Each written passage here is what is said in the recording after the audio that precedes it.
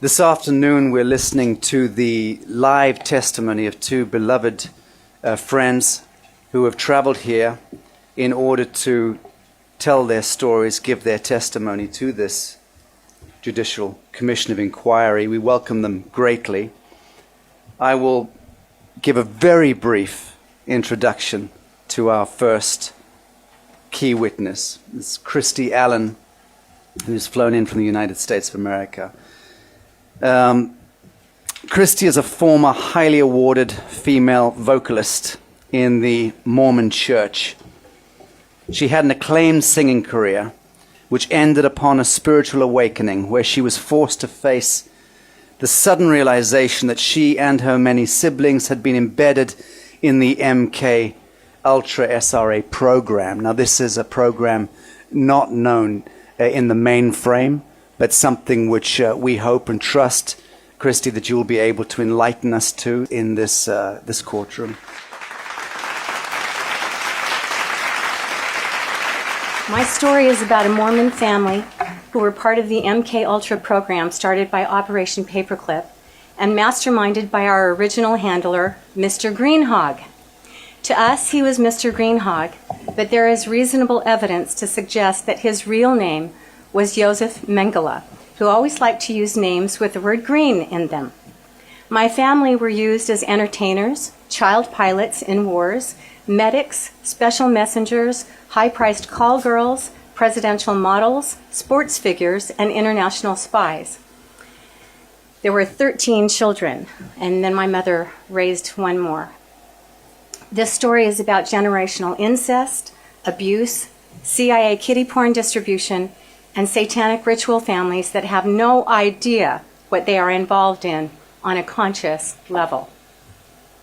It's about mind wipes, controlling those that have the most to offer. It's about how the priesthood, sacred societies, Freemasonry, and a satanic pedophilic agenda is widely used to control governments, religions, and local police to do their bidding. The darkness loves to hide behind the light. So it may shock you to hear about a Mormon bishop that tried to rape a friend of mine right after she got married.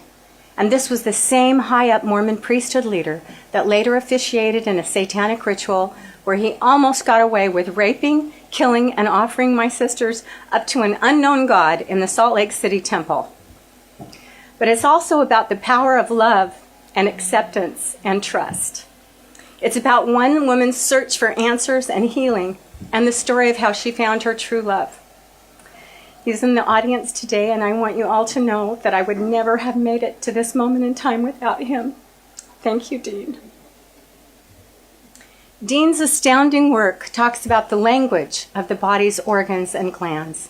The colon, for instance, is about eliminating that which no longer nurtures us, which is a function of hatred. If we stay true to our spirit, we figure out how to eliminate what no longer nurtures us, and the hatred goes away. Another organ lesson for me was about the thyroid. The problem with all thyroid issues is when we have the inability to correct personal justice, which creates the emotion of anxiety. Anxiety is just a warning sign telling us that something is not right, so we can correct it. But if you can't or won't do anything about personal injustices, you will take on a drag that causes you to be numb or disconnects you from that warning signal about what doesn't feel right. And that is what Dean and I call the dragon. So where does that leave us today? Today, victims are blamed and perpetrators are let off the hook or ignored.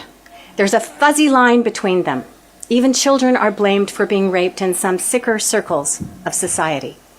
Dean says there is no limit to the perversity of the dragon, and this needs to be corrected. When my father went to prison for his crimes, there was a collective sigh of relief for the thyroids in our family.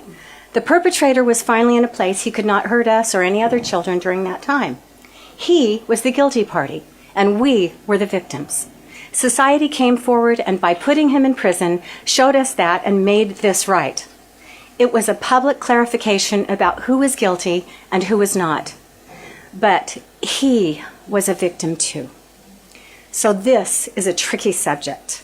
However, when it comes to killing a child, there is a line that is crossed, and even the worst perps know it.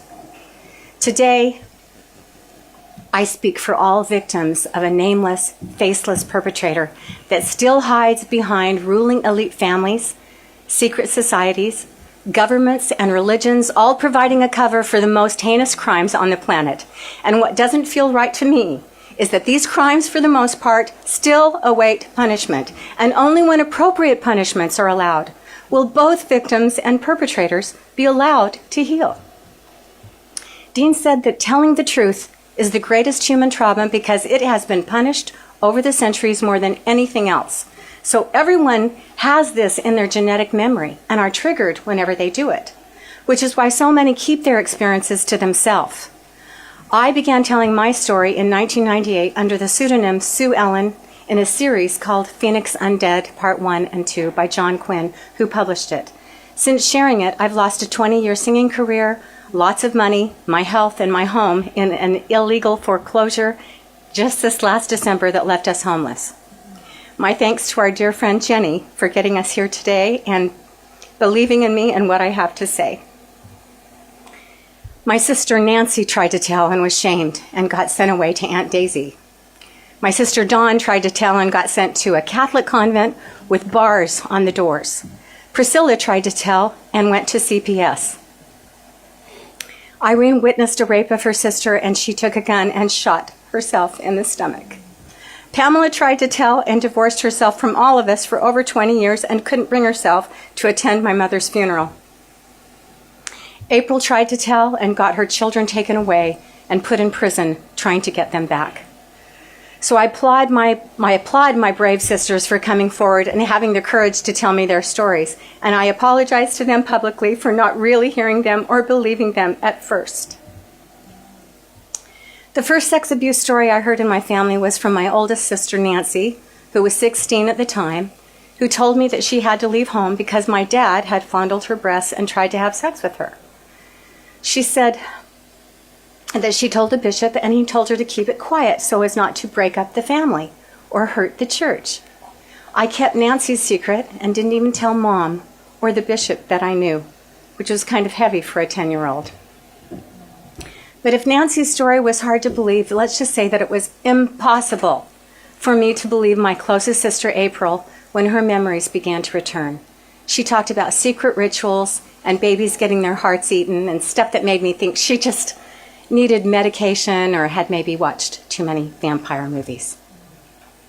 So April and I were best friends, and she told me everything, which was the problem. This is April way back when, and here's a picture of her when Bill Clinton was turning her into a high-priced call girl. Then 10-year-old Dawn started running away from home after being gang raped. And this was in a little town in Santa Maria called Santa Maria, or a little town called Santa Maria, California. And Priscilla was sent to a foster home because Dad had mistaken her one night for my mother and slept with her. Now, she was only 14 at the time. Dad wrote me from Hawaii months later on a little old paper sack saying he had woken up from having amnesia, and I believed him. I begged the judge to forgive my dad, and guess what? He did, asking Dad to never do it again. In 2002, when my brother died, a sister attending his funeral told me that he molested her often as a child. He would promise her $10, molest her, then steal the money back from her. April came in when Dawn was telling me what happened and said, "Oh, yes, he did the same thing to me." I was so mad I couldn't even see straight at the funeral.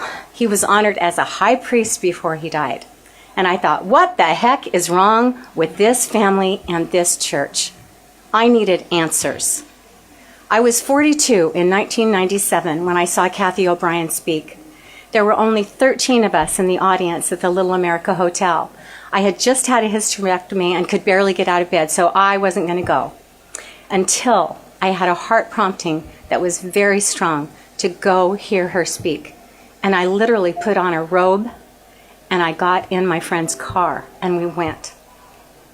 Kathy and I talked afterward, and she told me that she remembered me and my family during her Mormon MK Ultra days, which later explained Alex Houston's brief history with our family in our county fair days, and that was a stunner. But finally, my sister's crazy stories began to make some sense. because I'd heard them all before. But the next day, I called Dawn first to apologize for not believing her when she first told me about being in the military. I asked her to again repeat what happened to her and told her that I would believe her this time. Enter Operation Mockingbird. When my sister Dawn joined the Army, she was on a base where enlistees became Hollywood stars. She repeated that experience where a surprising number ended up being movie stars. She gave me a long list, and it would surprise you who they are, or maybe not. Talents were showcased, lots of parties went on constantly, and she noted that drugs were everywhere present on the military base and literally free for the asking. She told me how she was asked to meet with a man across the street from the military base. When she was there, she saw Crystal Gale, sister of Loretta Lynn, in white military garb outside the door, who saluted to the man she was to meet. This coincided with Kathy O'Brien's story exactly about Loretta Lynn, who was Crystal Gale's sister. So now I was beginning to get it. It was a short meeting with this man. When inside his office, he asked her if she could keep a secret. She said yes. He said, well, we'll see. She was asked to report back to him and bring her guitar with her in 2 weeks. At the end of 2 weeks, she was sitting back in the same chair in front of him. He said, well, we found out that you can keep a secret. He then began to read something like a dossier that encapsulated her entire life story on a few pages. She asked him how and why he knew so much about her, and he matter-of-factly answered, your dad sold you to us. She was shocked and grabbed the pages he was reading, and what spilled on the floor were dossiers with pictures of each of her brothers and sisters, including me. Of note, these were military dossiers. Funny thing, I don't remember joining the military. So why did they have a military dossier on me? April said we had been heavily used and deserved back pay for our childhood. So, back to Dawn. After helping this military entertainment official pick the dossiers up off the floor, he then asked her if she would mule drugs on cruise ships for God and country if they gave her the opportunity to play her guitar and be a star on the cruise ship. She said no way in hell and threw her guitar right at him. If Kathy O'Brien had not come forward and told me her story, how could I ever have understood what Dawn told me of country western stars being drug mules and how a well-known Hollywood star had raped my sister Dawn? Then I remembered in my early career a certain John Fisher that was a manager for the Eagles, Travis Tritt, George Strait, who heard me sing and said he'd like to make me into the next country music star. I turned him down because I didn't like his vibe. And looking back, I'm sure I dodged a bullet right there. So who gets chosen to be a CIA mind control slave? Most come from poor families, so if the abuse is discovered, they can't afford to pursue justice. They choose kids and teens that come from abusive families. Mental disabilities are a plus because if the victims remember anything and report it, they can claim the victim isn't reliable. The guilty parties of this world love nothing more than to call a person that tells the truth crazy. But there's a problem with that if you marry a man with a PhD in clinical psychology. The truth is coming out more, the dots are being connected, and those with stories are being heard. This is my husband, Dr. Dean G. Allen, PhD. And they lived, and if you want to know about this next picture here, there's my sweetie pie. We walked down the aisle with those sunglasses. I asked him, when I realized it was him and couldn't be anybody else, I said, Dean, what's our life going to be like? And he said, it's going to be so bright you're going to need sunglasses. What we're learning about Operation Mockingbird is that high-profile celebrities become CIA mind control victims as children or teens who are still used by the CIA. And when they start to recall being forced to abuse a child or kill somebody, they feel shame and guilt. Many commit suicide because they don't realize it was their programmer who committed those acts and not them. In many cases, they programmed us to think we committed crimes that never really happened. So in 1947, my father was a perfect candidate. Paperclip to Andrews Air Force Base was from 1945 to 1959. And I understand they took the Operation Paperclip through all the Air Force bases, and my dad was right there in 1945 when this all started. I understand they asked him 300 questions to find out if they had generational incest abuse so that they could be the perfect candidates, and my father certainly was. He spent the next several years in Virginia. His mother and father molested and neglected him. The church priesthood did also. He suffered extreme trauma as a child, and his father was from Colonia Juarez, Mexico, in a polygamy family. And there's also a connection with Colonia Juarez with Operation Paperclip, if you'd like to look that up. His mother molested him and hated his life, and he hated his life until he joined the Air Force, where he reported being fed regular meals and taken care of for the first time in his life. Because, you see, these are the throwaway kids, and that's the ones they like to use. My father was a chosen one because of his exceptional IQ, which was over 145. His bloodline, he claims he is the illegitimate son of a Utah senator, and that's before Hatch. His desire to follow orders, his talent, he was in the Air Force Band, a very elite band, and most of all, his patriotism. He would cry over any patriotic song. When he enlisted, his children instantly belonged to the military too. Now, most people don't know about a term called issue. An issue is like when they issue you clothing.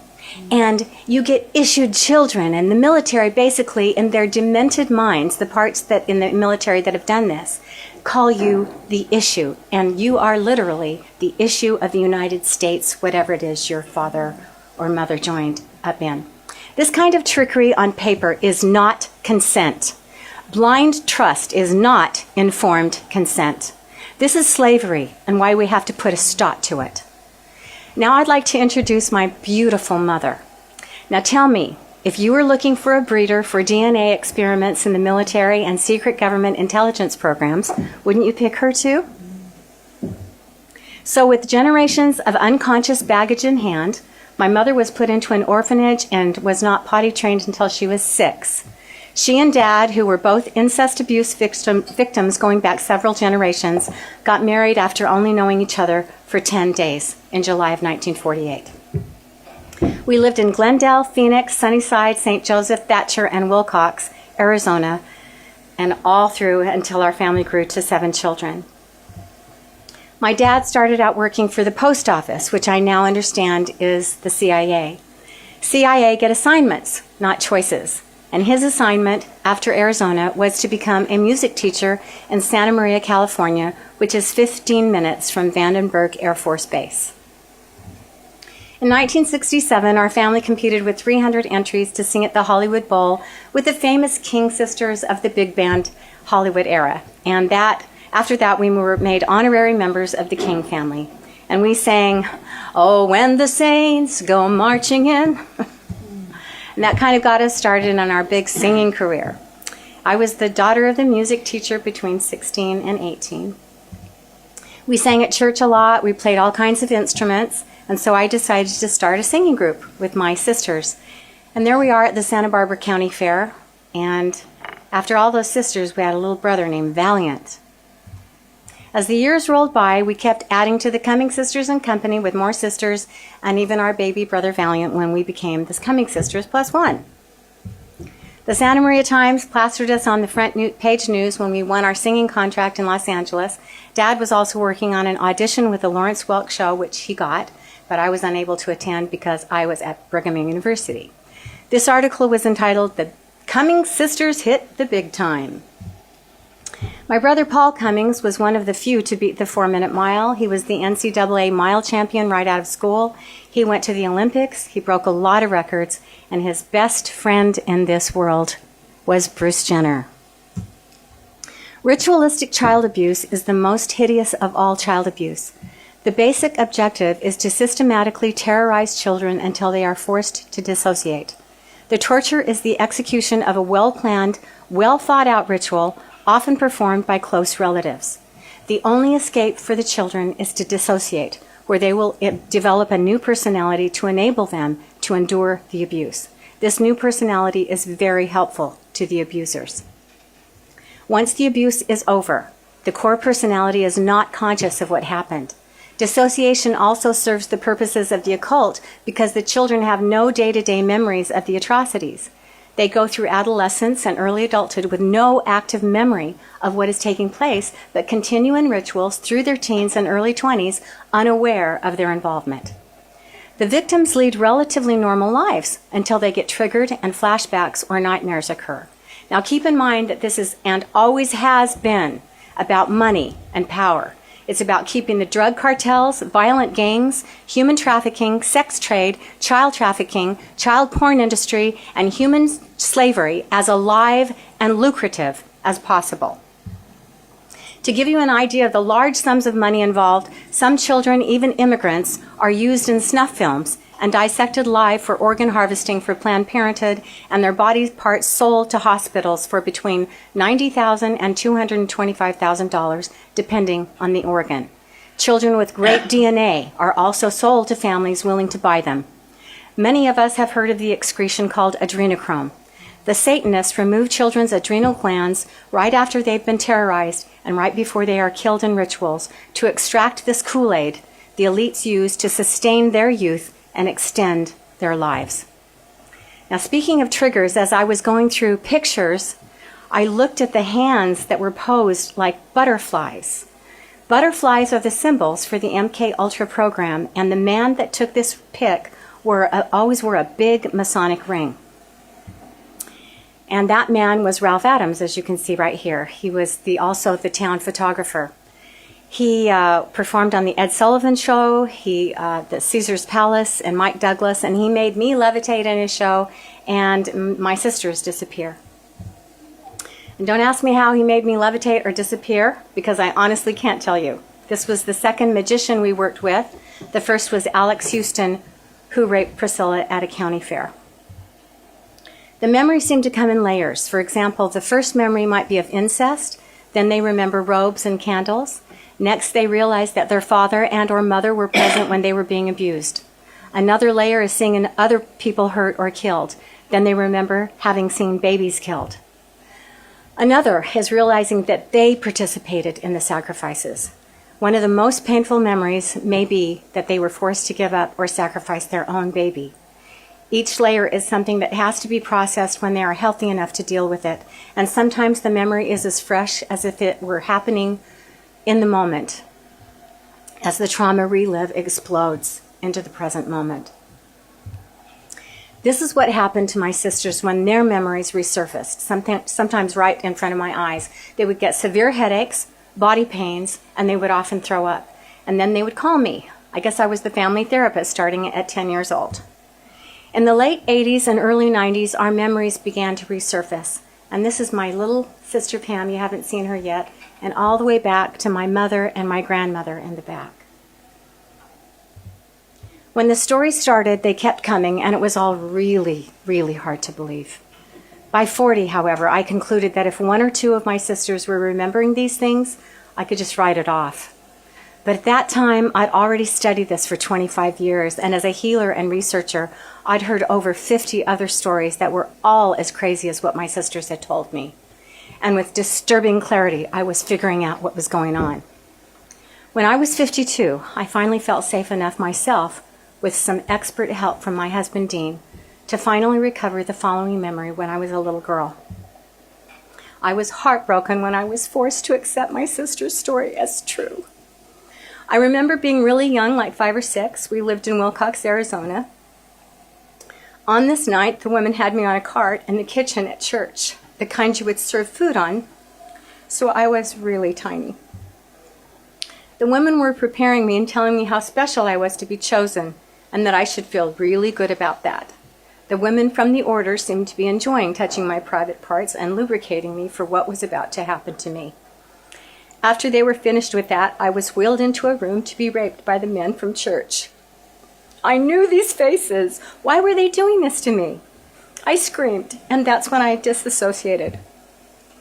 Next, I remember hovering over my body, and for some reason, I was allowed to connect to those in the room and could feel and hear their thoughts of the men who were there. Several were like tigers with their prey as they were brutally raping and sodomizing me with great enjoyment.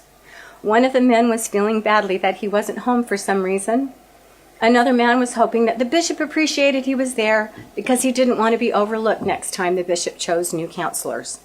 Then he took his turn. I was way too young to decipher the breadth of what I was picking up at the time, but over time have processed this, and what I got is that these men were past feeling on a lot of levels. Some needed approval from their brethren, but still the perversion was enjoyment. I cried for 3 days as an adult woman when I saw what they had done to me. It just so happened there was a healer in our house, one of Dean's clients, and they did an EFT on me and just loved on me for 2 days so that I could heal from that experience. One of my dad's CIA responsibilities was to create content for kiddie porn and distribute it. This explains this memory from my sister April. We are in the back of a big house that is old and falling down. There are expensive clothes and costumes in it. When we were in their control, they would put these clothes on us, wedding dresses, vintage costumes, and sexy negligees that fit my little sisters. A lady always showed us up to help us.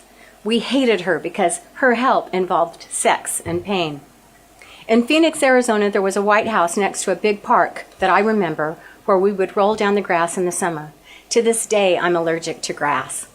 That's where we would have to go to see Dr. Greenhog. I hated those big hypodermic needles and the painful experiments. But then Dr. Greenhog would come in, give us candy. April said, I think we proved some of their mind control methods unsuccessful because they could not fully control all of us. We often escaped and would run out into the park. Dawn, Priscilla, and I often took our cues from Wanda, who lent us part of her ironclad will. So back in 1971, I was 16 years old and my sister Dawn was 10. She had just been gang raped.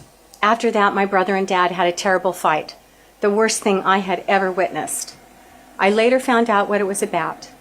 It was about who was going to have sex with her. My brother left home and joined the army right after that. My brother tried this again later on in her life when in her 30s, and she told me what he was up to. And we were going to have a family reunion. And so before the family reunion, I went to his apartment with my sister. And I told him that if he was going to continue on with this, that he was going to do it over my dead body. And I got beaten up too. He now writes porn for top magazines. Dawn kept running away because she obviously didn't feel safe at home. To solve this problem, it was decided that Dawn needed to be taken to Los Angeles 4 hours away and put behind locked doors at a Catholic convent with bars on the windows. And I'm thinking, look, we're Mormon. Why is she in a Catholic convent? Mom, Dad. I remember thinking the worst that could happen to Dawn at a Catholic convent was becoming Catholic. The Mormon church had foster homes, so I asked my mom why Dawn was sent to that place, and her answer was, oh, well, the bishop told us to. April and I were allowed to visit her.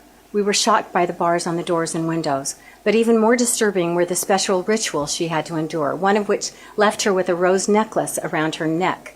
This was no longer our Dawn. She had a flat affect, and it was like, where's my sister, and what have you done with her? It was all about shutting her down and shutting her up in a right to remain silent. So what's the purpose of Satanism? They want an army of mental robots that hide behind a light who, with the proper programming, will do prostitution, child pornography, smuggle drugs, engage in international arms smuggling, snuff films, and all very lucrative things. These psychopaths at the top believe they'll create a satanic order that will rule the world. At a high level of the U.S. government, there was support of this kind of thing with Operation Bluebird, Paperclip, Mockingbird, and of course, MK Ultra, still going on today. They justified it with winning the Cold War, but it was more about money and ruling the world. This is my first husband, Wade Lindstrom. As I look back, I can see clearly that it was an arranged marriage. As Wade and Wanda Lindstrom, we did a few hymn albums with the Juilliard-trained pianist Marvin Goldstein, set to a Celtic feel that went over really well with the Mormons. I placed highly in international songwriting competitions, had a radio show for 3 years called The Sounds of the Sabbath, and my CD album collection grew and was selling all over the world. And eventually I was named favorite female vocalist. It's kind of like the Grammy Awards for the Mormon Church. My husband was also part of my later career, and we began also doing albums together. Now, his family was all boys and mine was all girls. He had one token sister and I had 4 sisters and 10 sisters, or 4 brothers and 10 sisters. And I guess the Illuminati goal was to connect one ritual family with another. His father ended up molesting the granddaughter, and he is dead now. I was married to Wade for 25 years. I couldn't have children, so we became foster parents of 8 children. I also wanted to mention that his father was a member of the Mormon Tabernacle Choir, and he told me that he was part of 2 branches of the secret government. And I thought, how convenient, as I look back, that he would be going around with the Mormon Tabernacle Choir all over the world. At the same time, he's a part of 2 branches of the secret government. So one of my kids had been chained to a bed from the time he'd been born and sexually molested by his mother and brother to age 6. And that really helped me to understand as a foster mother what happened to my father. I had heard similar things in my own family, so being a foster mother helped me grasp the patterns of what went on in my own family and contributed to my own healing. I later accepted a calling to serve in the Utah State Prison System in the Relief Society, where I learned that 98% of them were abused. I was assigned to the bridging committee, where I was often went to the bishop storehouses for food for the women that were leaving prison. And I found out later from Kathy O'Brien that the bishop storehouses churchwide are also used to distribute drugs, kiddie porn, etc. So going back, I'm 14 in this picture at a girls' church camp officiated by priesthood leaders. Now notice our military outfits. We were tortured in the next 2 years. We were used in secret experiments, raped in their evil rituals, and brainwashed. My sisters and I were not the only victims. My whole Mutual Improvement Association youth group that I grew up with was also used. We were sold to the federal government by our father and his priesthood and military leaders. And I can tell you names if you want them. Church camp with Pearl Knight. She's no longer with us, but she was also in my church camp, and she was also one of the women that did the experiments in the deep underground military bases at Vandenberg Air Force Base. I remember a red settee in a huge room in one of these bases, one of these underground bases. Just absolutely, there was no end to the ceiling. It was so high up, and the room was monstrously big. And there was this red settee in the middle, and my sister April and I were just about ready to get our hypodermic needle that we always hated. And I remember saying, "You run this way, April, and I'll run this way." And we would run and run and run, and we could run just like my brother. And so they always had a hard time catching us. We hated those hypodermic needles. But we would run, but we couldn't hide from those white lab coats. They did finally catch us and strap us onto gurneys, and they had their way with not only our pubescent bodies, but our minds as well. April remembers the day I got my eggs harvested. She heard my screaming as we were put through some terrible torture with the electrodes. Since she was the breeder, now I couldn't have children because I had endometriosis, which I now found out was something they gave me. They would use my DNA. Now this is going to sound really crazy, okay, if you are not familiar with this. They would use my DNA and implant it in her womb and then harvest the babies into advanced incubators when they were just viable. We often tried to escape when I would wake her up using their codes. I remember horrible earaches and a lot of time underwater. There were some experimentation, breathing underwater. And if you want to ever watch the Hollywood movie, The Deep, that might explain some of these experiments that they were doing to us.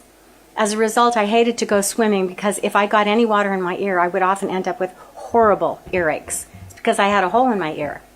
April asked a lot of questions during the experiments when she was awake and was actually told the answers about who the babies would be given to and what would happen to them because they never thought she'd remember or tell anybody.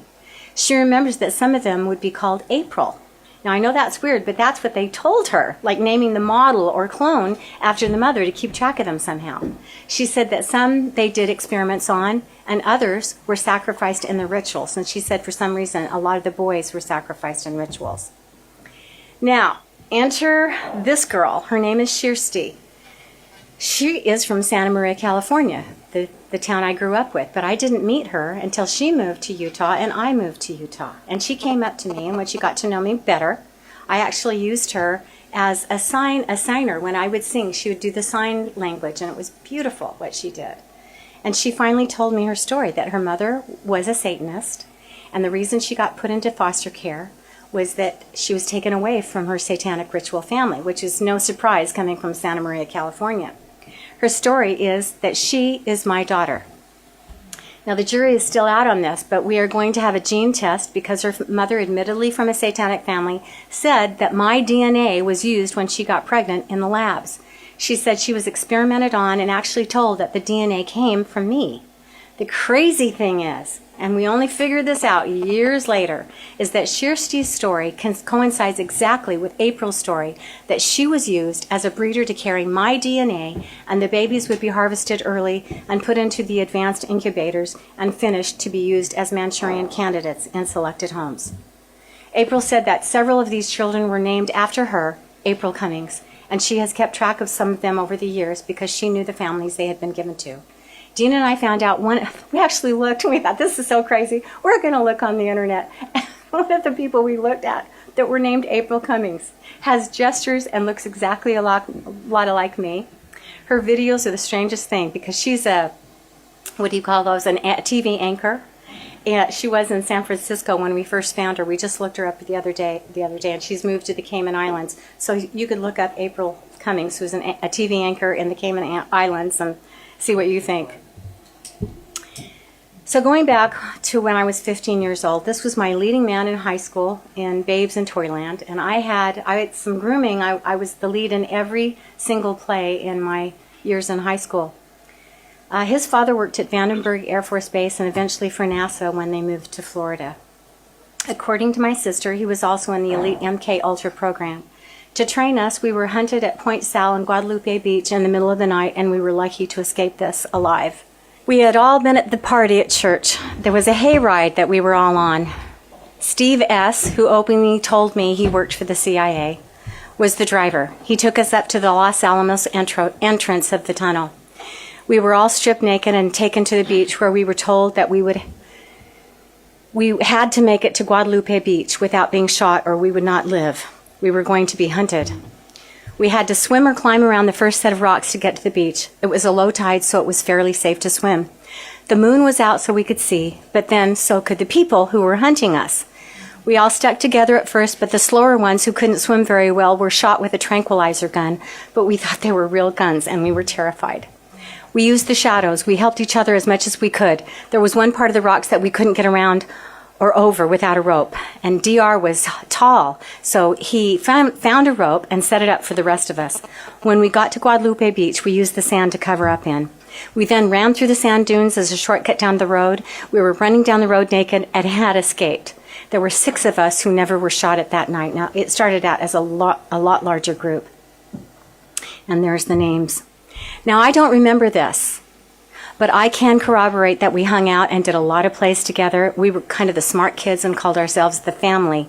So as I look back and have now become aware of technology used in the MK Ultra programs, I feel that it's more than probable that a mind wipe had occurred when we woke up on the beach early in the morning, dazed and anxious. And all I could say is, Eric, you've got to get me home. Eric, get me home. I was really worried about what my mother was going to think. What I do remember is that Dad made us memorize the Jabberwocky that was written by Lewis Carroll, who is a famous pedophile. He also wrote Alice in Wonderland. Now this comes in handy a little bit later. In my research, I found that children have been used in all wars. So for me, it's not hard to believe that adolescent super soldiers were used for the Vietnam War. What I have ascertained is that we were used as soldiers. We were taught to fly planes. We had more than sufficient medical training. April reports that on several occasions we actually sewed each other up from wounds with remarkable skill during our missions to Vietnam, Romania, Colorado, and various underground dumb bases. We transported drugs and politicians to and from America to different countries, and if caught, they would always claim us as children and make excuses that went along with that.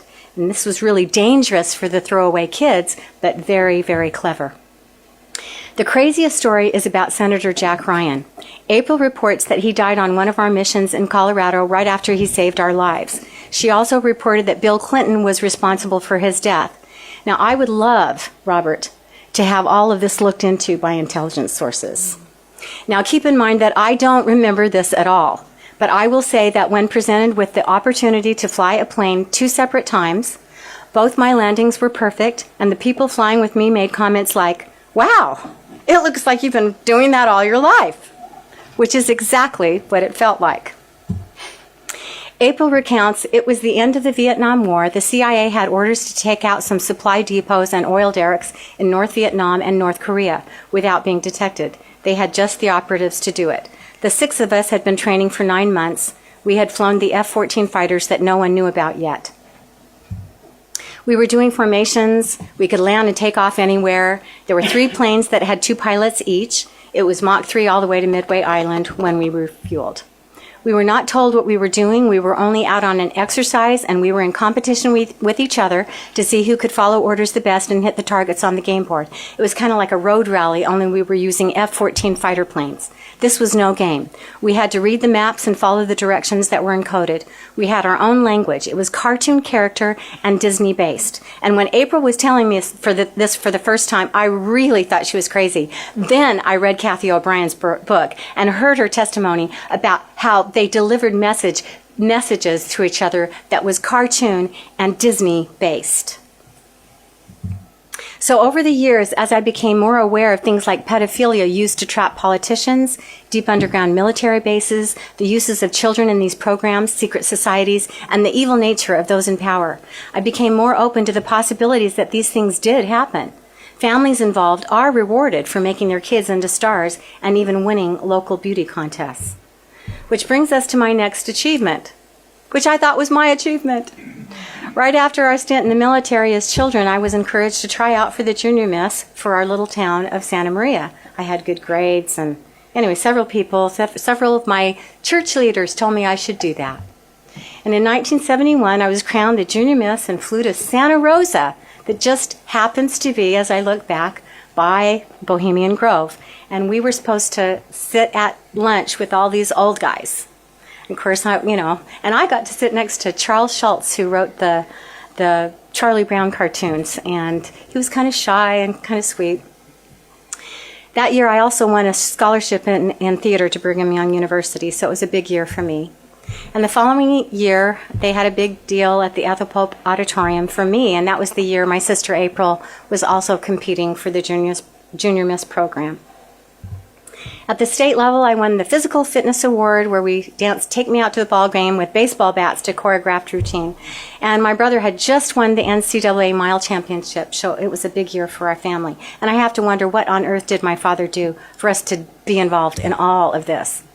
April told me that the programmers were hardest on me because I was so strong-willed, hard to break, and couldn't be hypnotized. She remembers seeing the electrodes they put on me and the pain they would cause me every time I defied them. She said that my reward for compliance was to become the next Junior Miss pageant winner.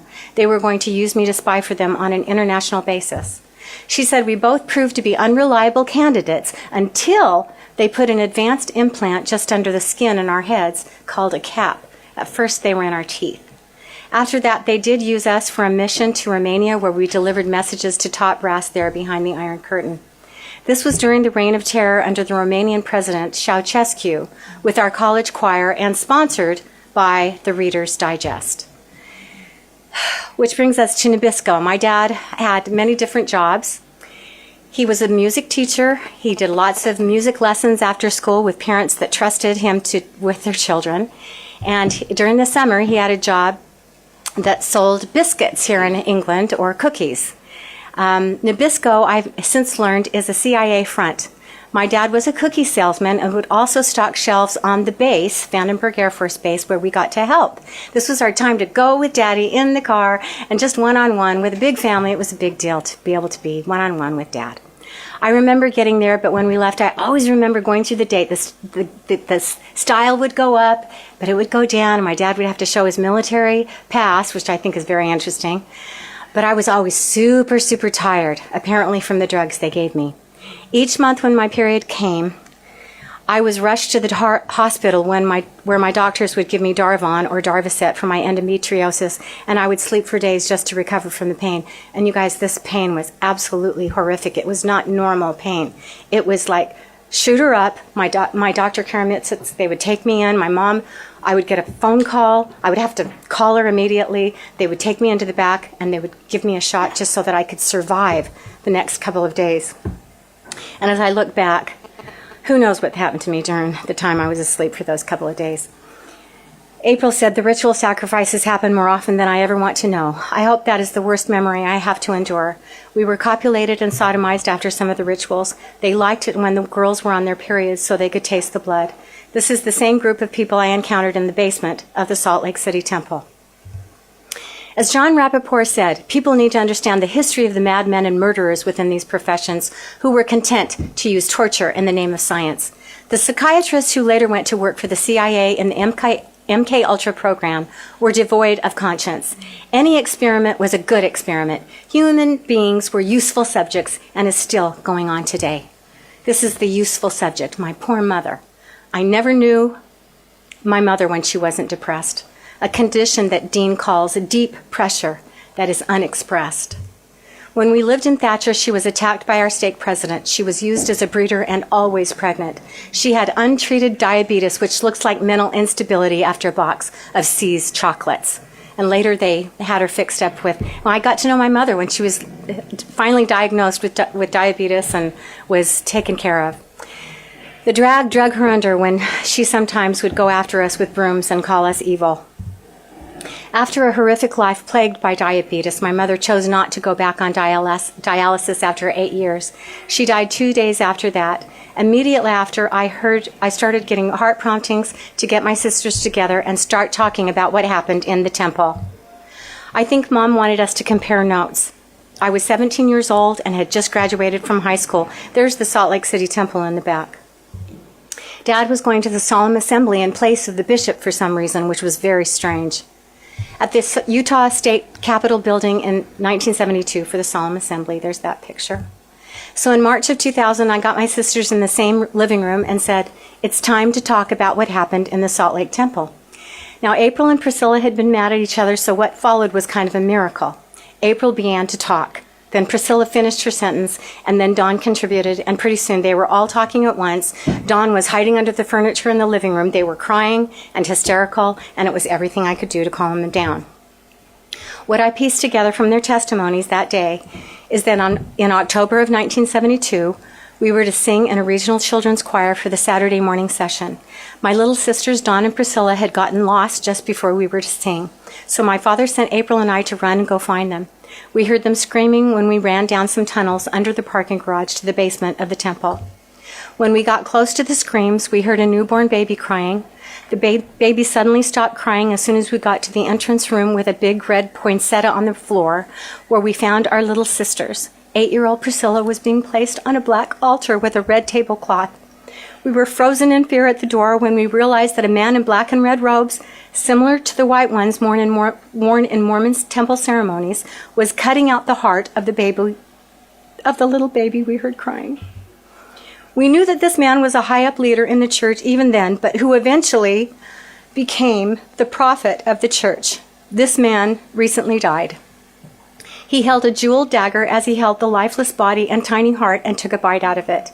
April and I had seen enough. Dawn had found a hiding place under a piece of furniture, and while I was fetching Dawn, April grabbed Priscilla and said, "Those are my little sisters, and you can't have them." Bullets whizzed past our heads as we ran, but we somehow made it down to the end of the hallway without being killed by the men in dark suits.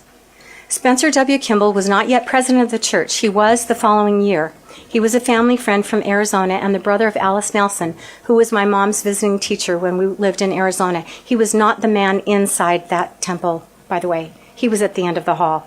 Miraculously, he was right there at the end of the hall and told the men to stop shooting and said, "Leave them alone, they've had enough."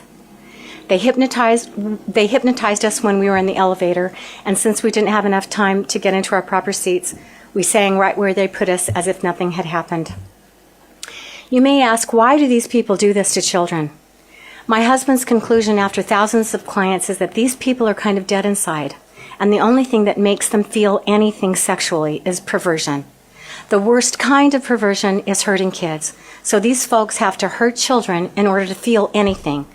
And the saddest thing is that research indicates that the highest porn subscription rates are from Utah.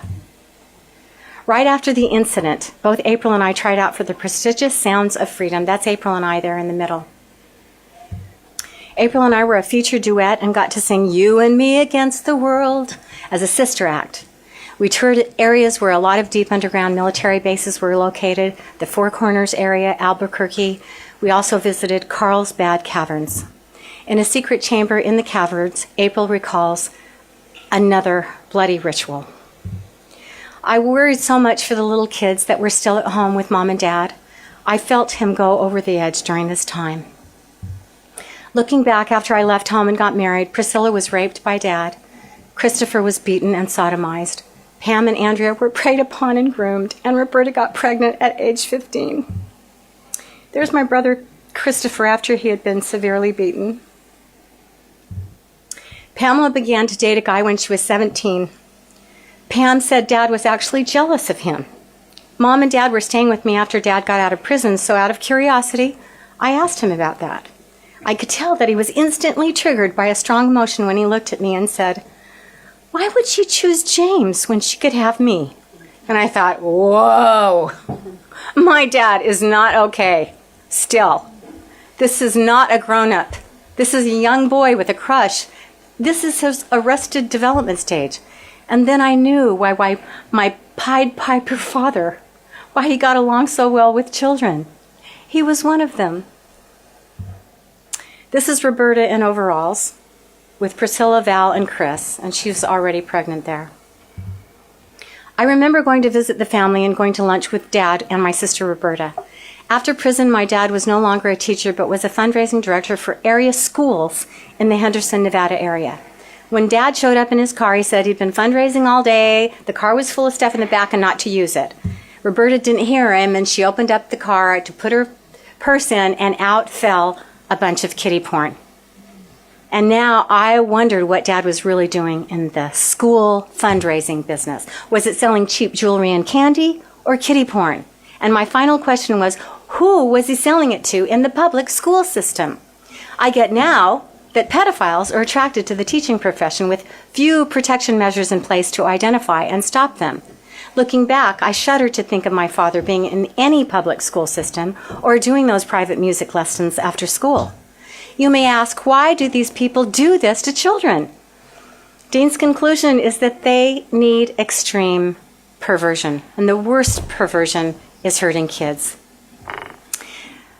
Repentance has become a business for churches, so even victims are told to read more scripture, repent, and pay twice as much tithing as part of the repentance process. But my question is, what are the victims repenting for? The structure of our society, education, government, and military, is a structure of chaos, and churches are a big part of that. This is a structure of brutality, of insanity, of sadism, of fetishism, of cannibalism, of exploitation of the innocent, of torture, of murder, and of death. But love and compassion are the highest forms of intelligence and in human evolution. These elitists who program children have yet to evolve and don't feel emotions like those much higher on the evolutionary scale. But dark games don't fly in the light. Love triumphs as more and more are speaking out. I now believe that ritual abuse programming is widespread. Reputable sources are saying between 8 and 10%, depending on where you live. It is systematic, it is very organized, and it is in every dinky, stinky little town across this world, and it's high time to shine some light on it. I remember watching Roots and seeing the people that were called slaves. It was called slavery.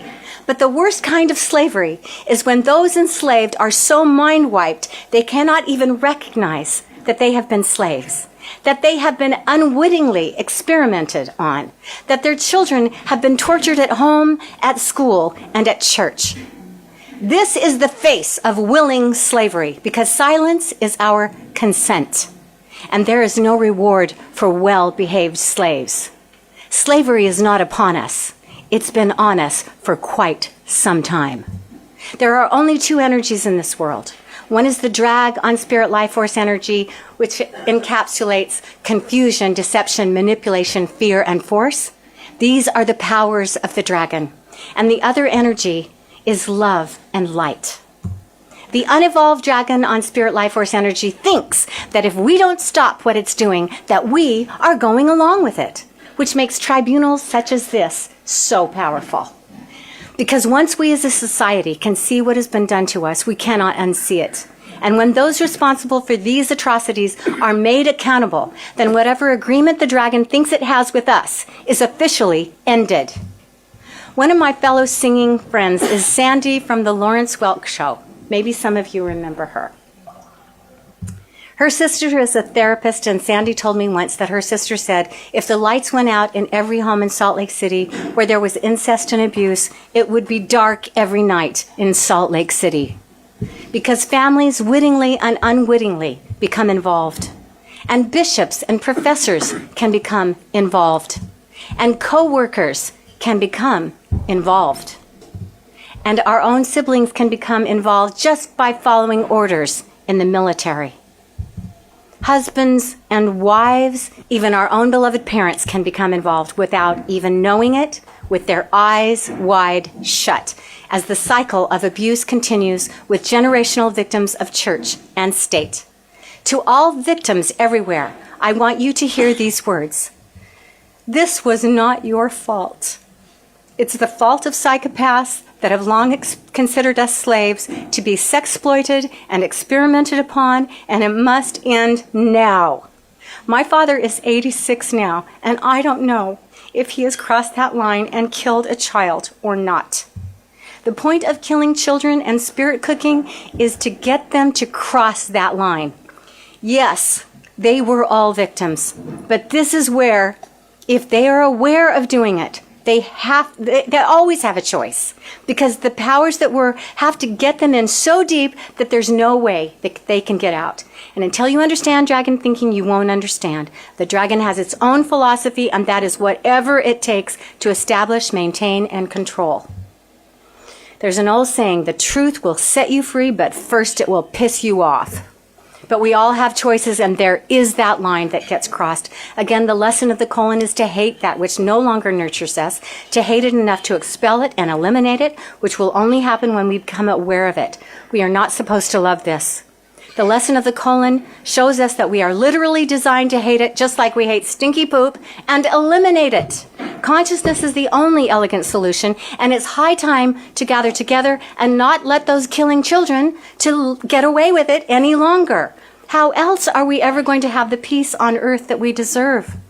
For the sake of any soul that they have left, we must mete out the appropriate justice that each one deserves, or it will just go on and on. My suggestion is to offer the worst offenders who admittedly are not interested in changing a pill that will end their lives or offer life imprisonment.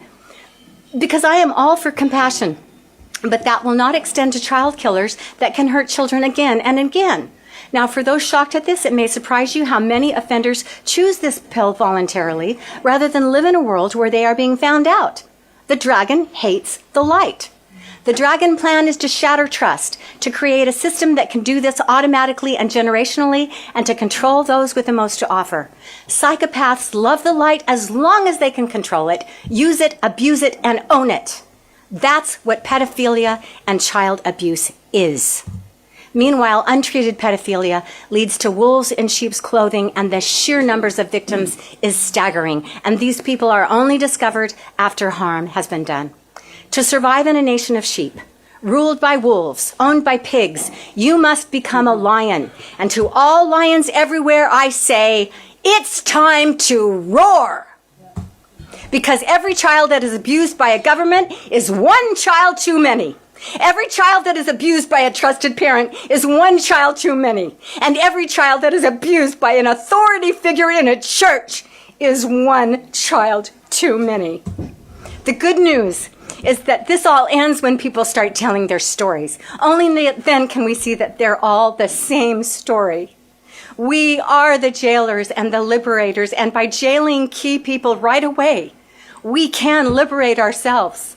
So may this tribunal eventually lead to not only compassion for victims, but justice for the guilty, because we are the ones we have been waiting for.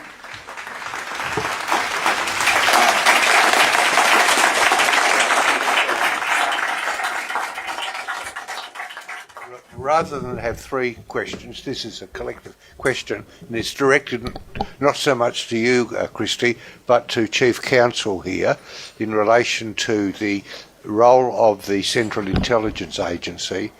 We understand the abuse, the sex, the drugs and everything else, and we're wondering if Chief Counsel could comment on the advantage of the CIA being involved in these programs, and and the dangers of disclosure, like when people do come out of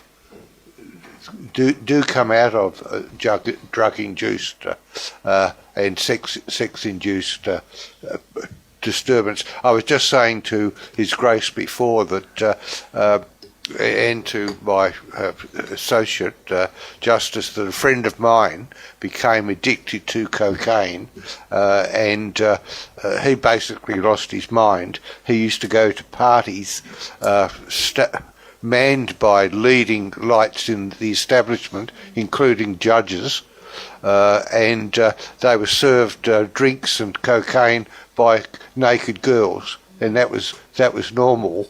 But he came out of it, and he recovered, and he wrote a book, and the book is a bestseller, and it's on the Amazon bestsellers list. So some of the people who were involved ended up in prison.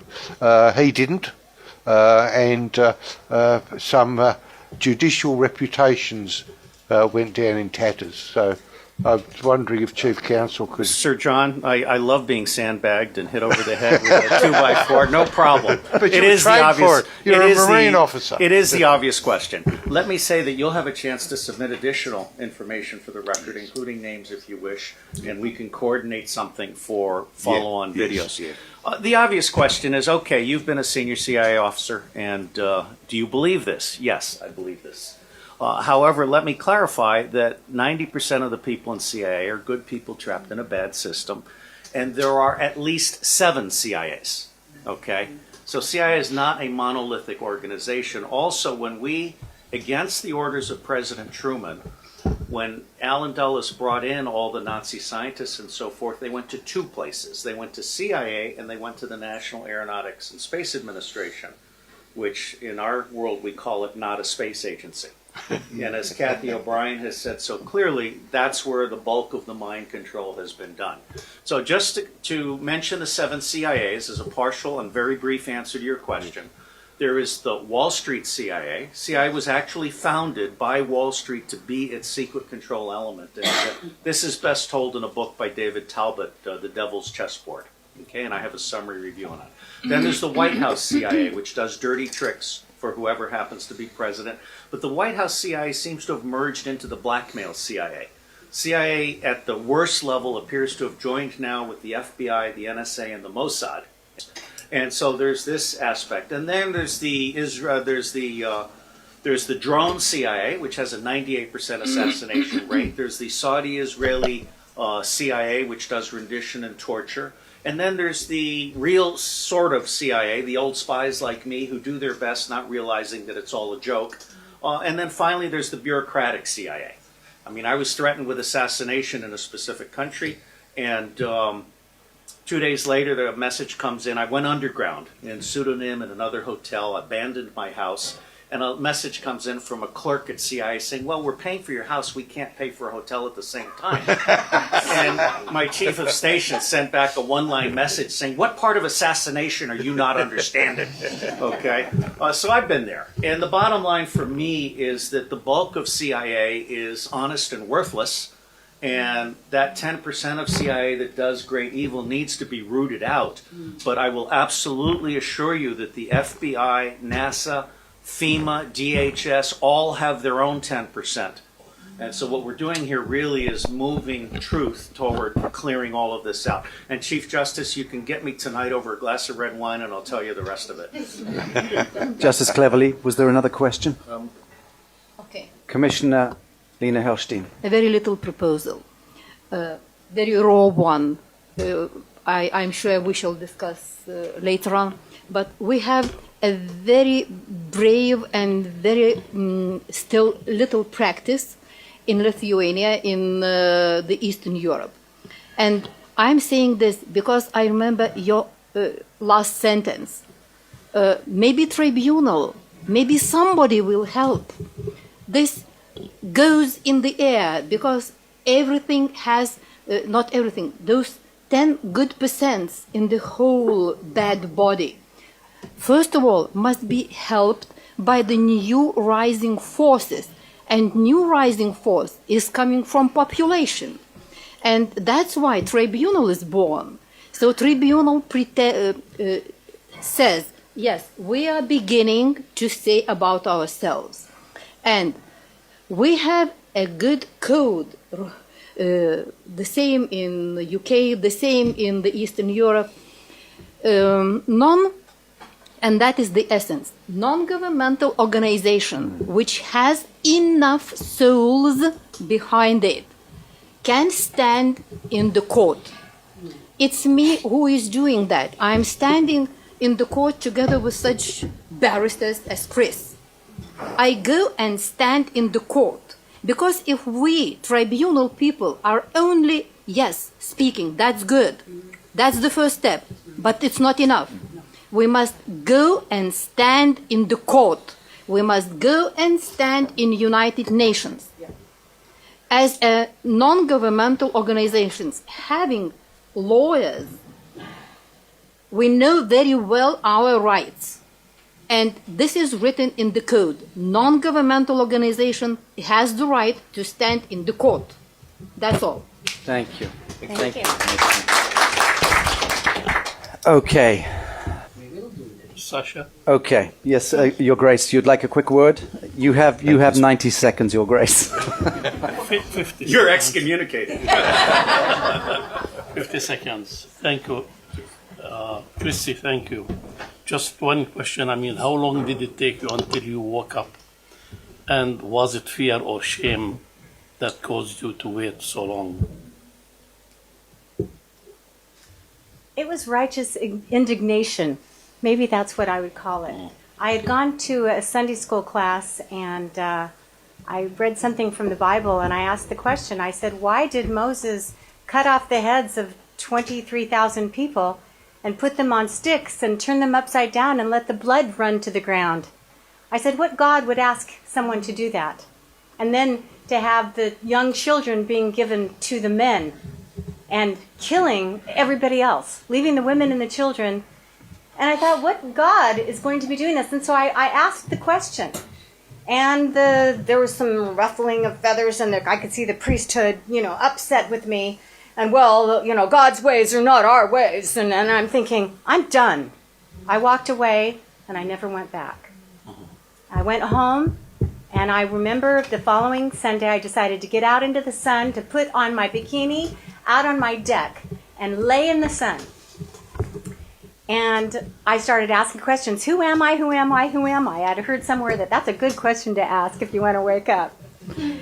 And something happened to me. I connected with something, and I've never really disconnected from it. And it just, I would ask a question, and the answer would be instantly there. Kristy, thank you for that. Ronald Bernard is joining us from the Netherlands today, and we're very grateful to you for coming here. Ronald, most people in this room will know who you are. You've had very considerable press coverage, especially through the alternative media in the last a year or two. A brief background. Ronald Bernard is an entrepreneur and former elite Dutch banker who rose quickly through the ranks in global high finance and then turned whistleblower to the satanic ritual abuse atrocities that he discovered taking place behind the scenes in the corrupt systems. Thank you for being here.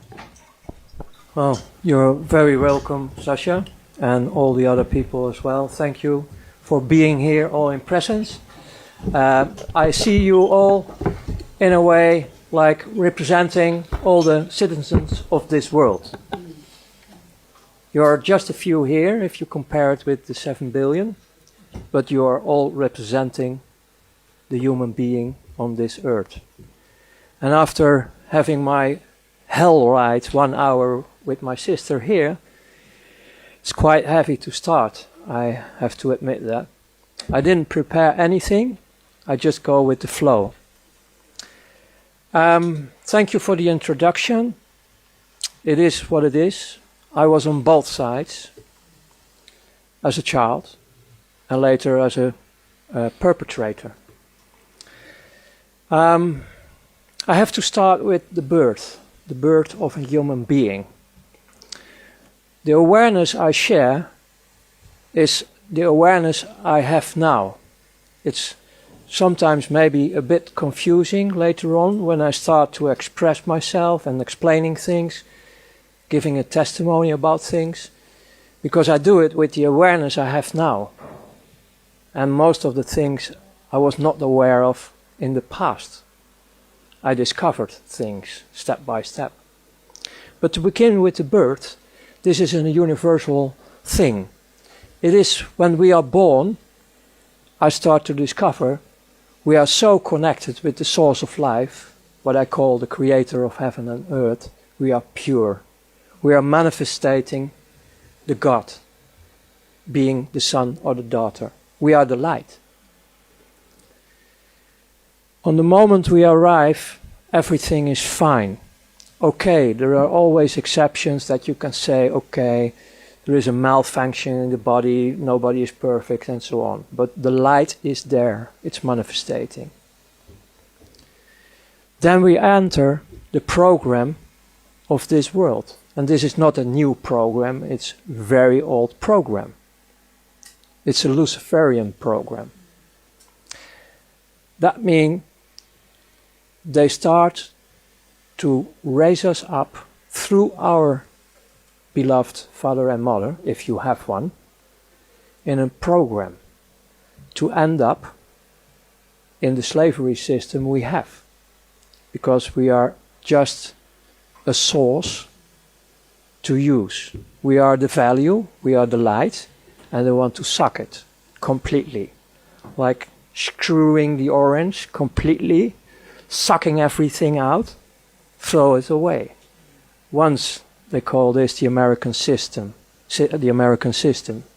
You consume it and you throw it away.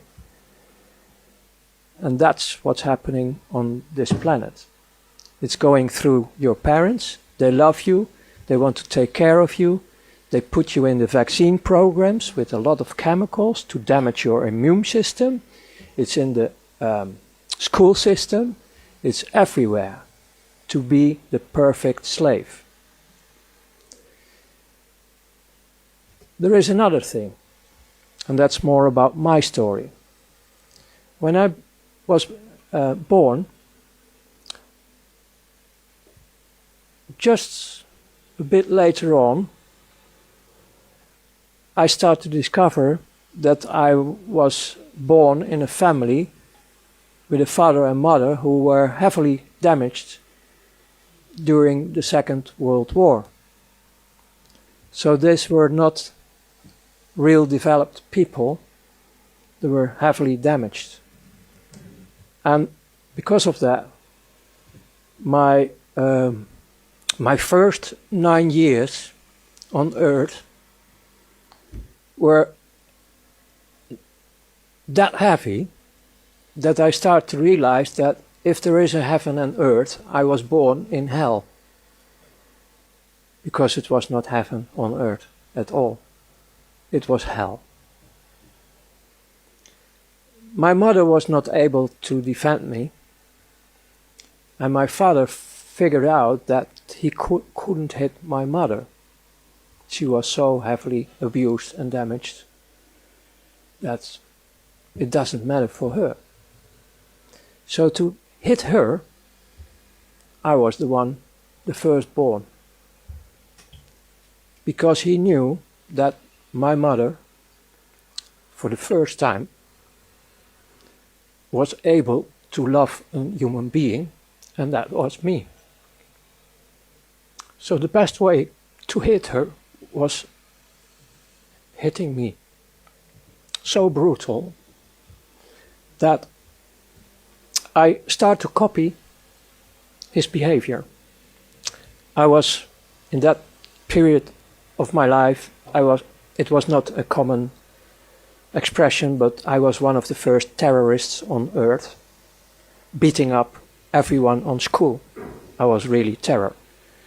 That was picked up by organizations who protect children.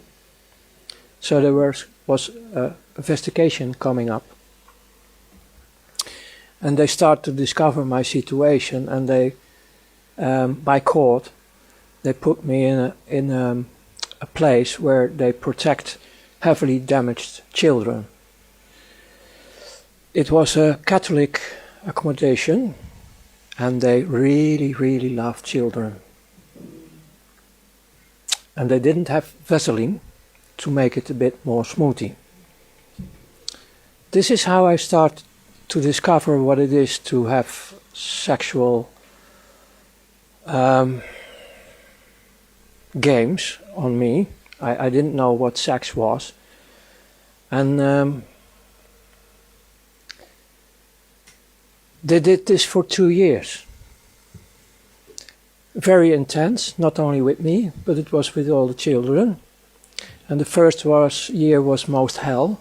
And then you get this fuck up with yourself as well, because after being through all this pain and tortures with, well, I save you the details. It's well, if you know everything, you really like to kill humans.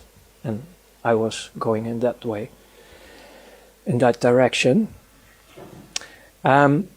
To survive all this, the first 11 years and the last 2 years was really screaming to go back to the other hell.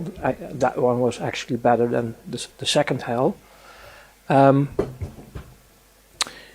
of the mechanisms we have in our human being the light, is on the moment you are going through hell, you get disconnected. One way or the other. It is a miracle. So your body is still moving around with everything they are doing, but you're not there. You are there, but not there. Disconnected. That's the way how we survive all this horror. Even they put plastic bags on you and you're choking, and no. Sometimes you go out of the body and you see yourself. It's the way how you start to develop being sensitive in other dimensions. Actually, on your way home, back to the source. When I was coming out of this 11 years, I was completely an adult. An adult who was back inwards, locking myself up in an atomic bunker, not having any attention to be damaged once again by humans, and I was full of hate, meaning full of poison. And I was ready to go in this world to destroy every human being I can get a hold on, a grip on. So coming out of this mess, my mother was in the meanwhile divorced. She was left alone in a little caravan, hungry. I started to take care of my mother in a strange way, because she was also betraying me. She couldn't save me. So actually I'm a bit fucked up in the past, and later on in life I need really healing, and I'm healed. Still, it's quite difficult to give this testimony. But on the moment I came out, I grew up taking care of my mother, meaning I start to be criminal. I have no affection or reason to follow orders or rules or whatever. I was liberating myself from this madhouse and starting to do nasty things in my youth already. I was playing with other children, being soldier, and I chose to be a Nazi on purpose. And I was making this march through the houses where all the old people are living, where they take care of the old people, and I knew they were out of the war. And I did it on purpose. I really start to beat people, to traumatize people because of my hate. Once I nearly killed an adult in that period. In school, same mess. My English was not developed on school. I was always kicked out. I had my diplomas, but I paid for them. Ha! Fuck you all. That was my mentality. So I became an independent entrepreneur, and I covered everything I wanted to do because I wanted to destroy, so that means I needed a lot of money. To get access to money, you need to deal. So in the front, I created companies like car dealer, import-export, even a fashion line distributing nice clothes for women. You know, it was all covers for the deeper things I did. That was being involved in criminal activities. And I have to tell one thing. All the criminal beings on this world, the normal criminals, so to speak, they hate only one thing, and that's pedophiles. It's only one thing. They can do whatever they want, but on the moment you're talking about child abuse, they explode. They really straight want to kill. That's the world I was in, criminals. I have to go back also about the pedophile thing,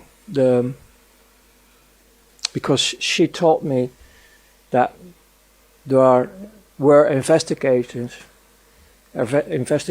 about pedophiles and all the humans who are doing horrible things with children, that they assume they are completely dead to do this, and that they need this extreme pulses to have something going on.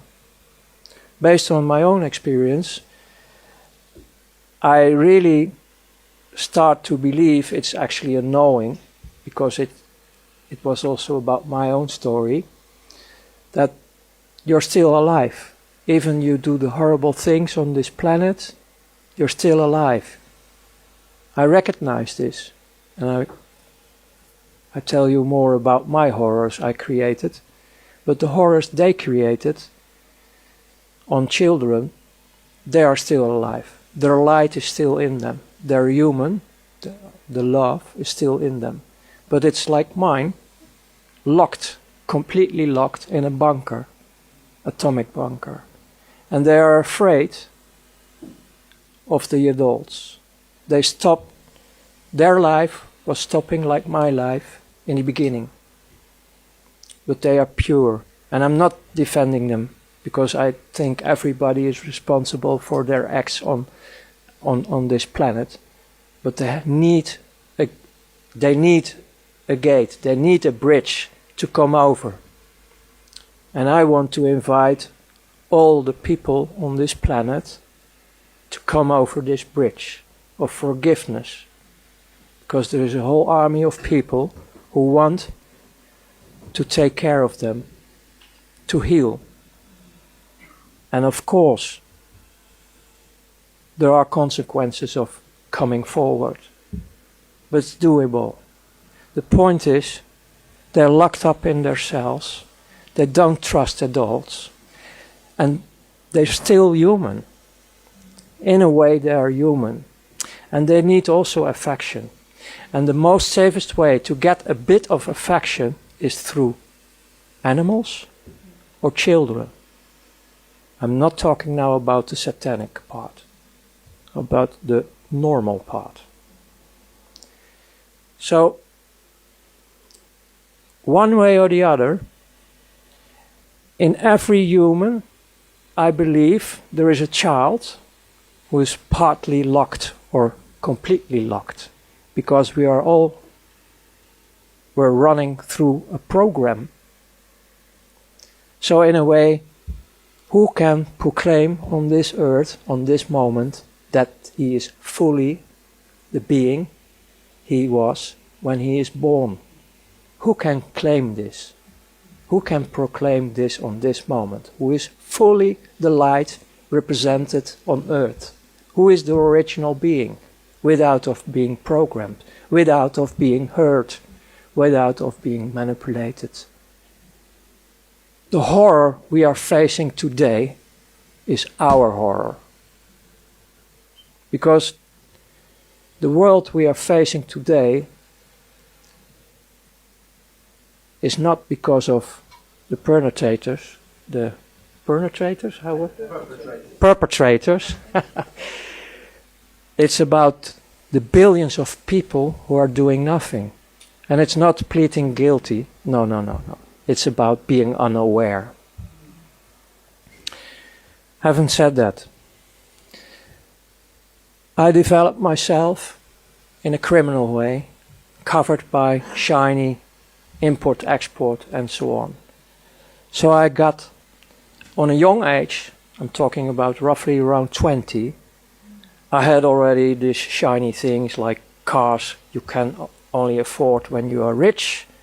Start playing with, well, I played the Hollywood show, like the succeeded businessman when I was 20. And most of them say, oh, he has rich parents, of course, because otherwise how can you afford this?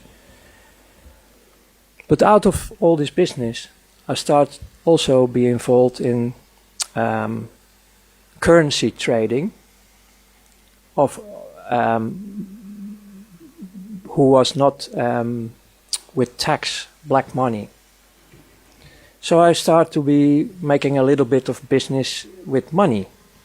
And then one of the guys in Brussels, who was one of my partners in dealing with currencies, said, hey, you run around the clock daily with all your business and activities. Why don't you go into money trading? We have license available and we can make a deal. And we did this through offshores, like nothing on your name. And it could be a nice career for you. There was one condition, a warning ahead. You have to put your conscience in the freezer in minus 100 degrees. And I say, no problem. Hey, I'm nearly dead, so no problem. So I became, step by step, a servant of the big money, step by step. It was still taking some years to come in the higher regions. And I get more and more excitements, like from Russia, Secret Service. They printed better dollars, American dollars, than the American dollars who were circulating from the Federal Reserve. Better quality. And they were printed, made in the USSR. And we get the assignment, we get our commissions, and we get the assignment to dump this in the market through bigger drug dealers, people who are dealing with weapons, all kind of criminal activity. Because that was a smoothie way to get all these huge amounts of dollars in the market through the illegal channels floating around. And afterwards it was just a part of the game to have an economic war from Russia, USSR in that time, with America.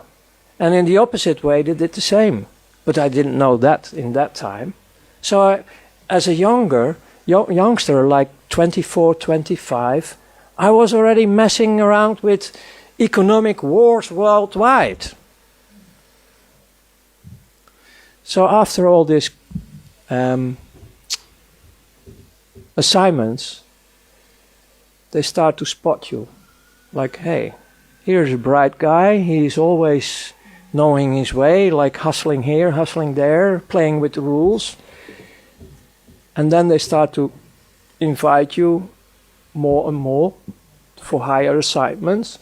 Then you start to work for banks, independent. You're doing the dirty work for central banks, for multinationals, for governments, for what they call now terrorist organizations, and all secret services. Hey, secret services? Yes. And then on top, like the peach or the fruit of the cake, churches.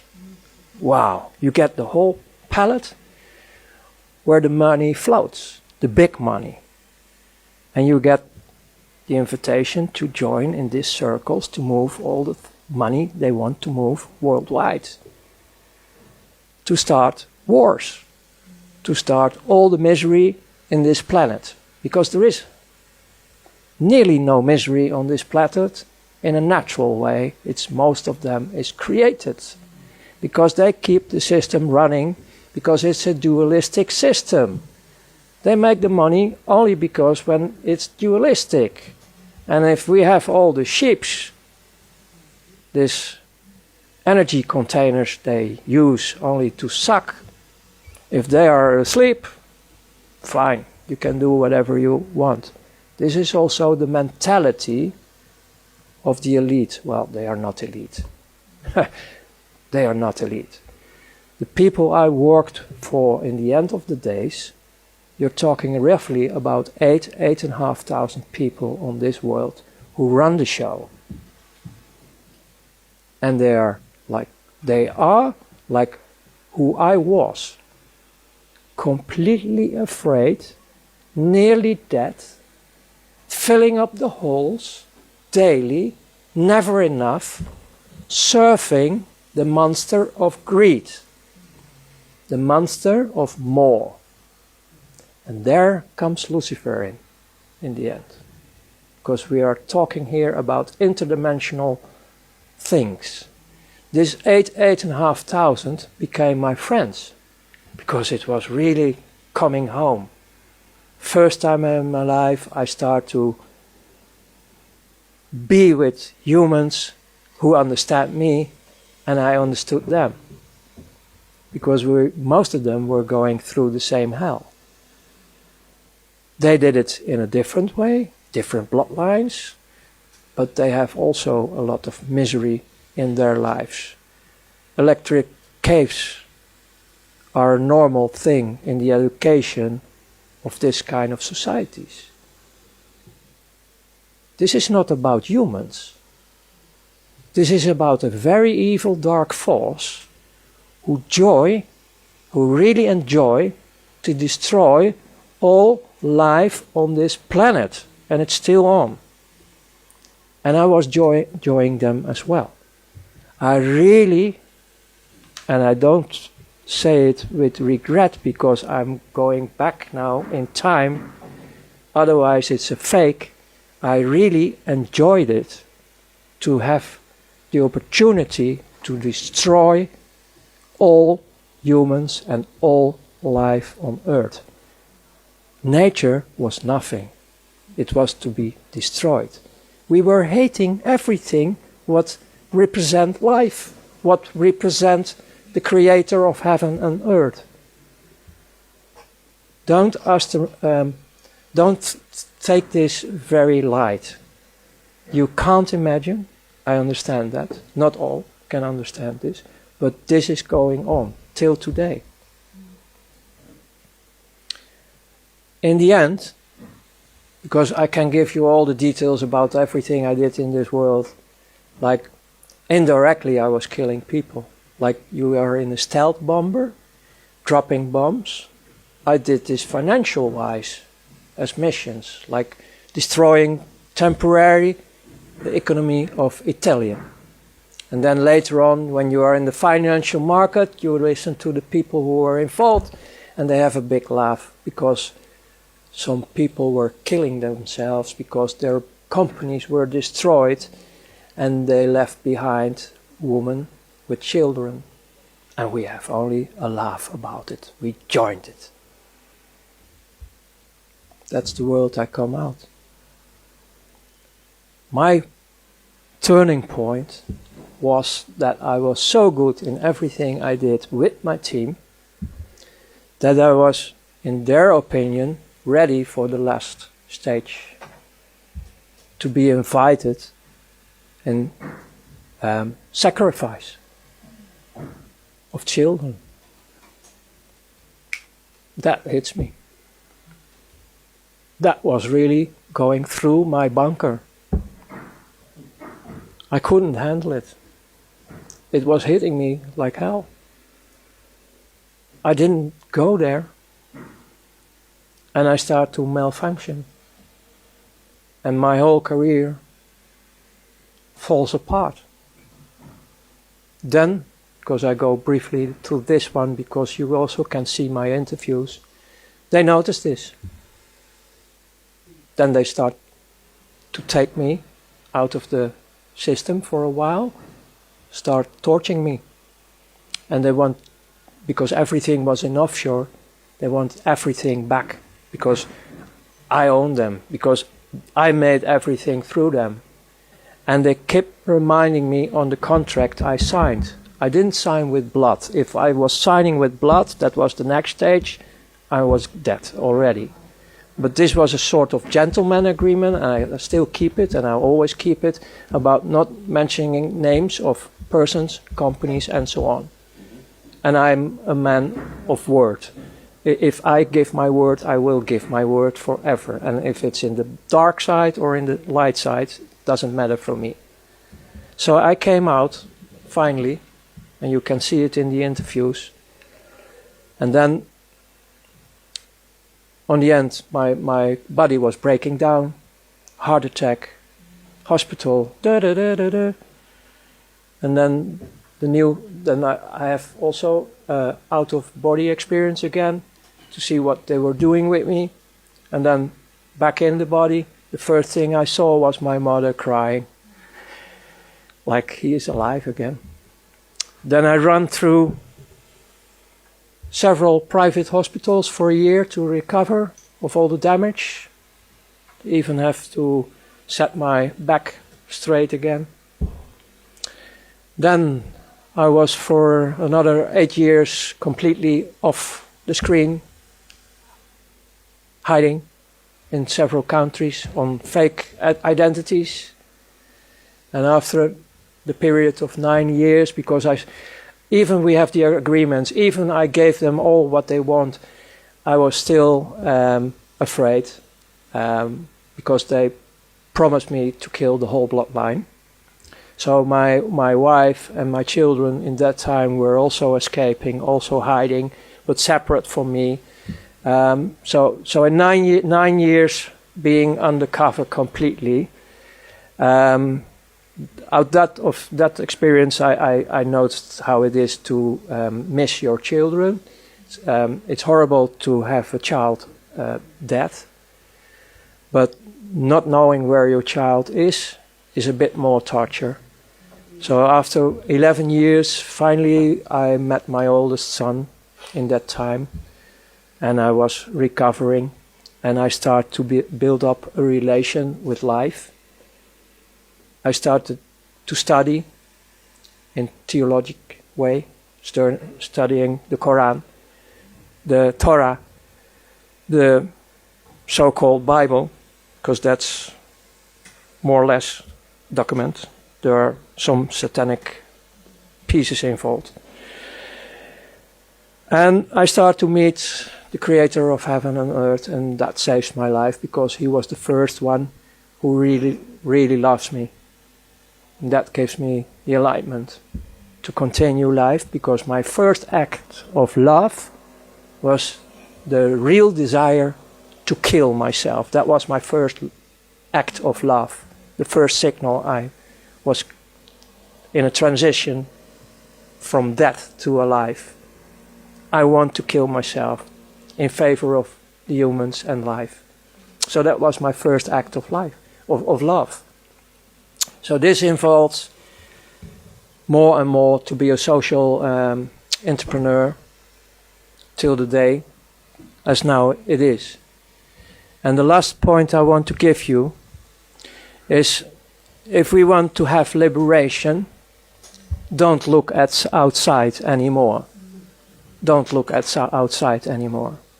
The change will be from inside. We, the people on this planet, have to choose different, saying we don't want this anymore. It's enough. We can decide for ourselves to stand up, to be as one again, unity and diversity, and we can cooperate worldwide with each other. And tools for this are there, because one of the main tools you need to transform is the financial, monetary, banking system I was coming out. The tools are available, like healthcare, energy, everything is already available on this planet. The only thing we have to do is connect with each other, unite with each other worldwide, and say no more. Stand up, be the change yourself. And we will be liberating ourselves and our planet. And I can promise you, really promise you, because I have still a lot of contacts worldwide, the most still in the prison system, the dark forces around them, they are screaming because their child inside of this atomic bunker wants to go out in a safe world. And we can create this safe world for these heavily damaged children. So thank you. Wow.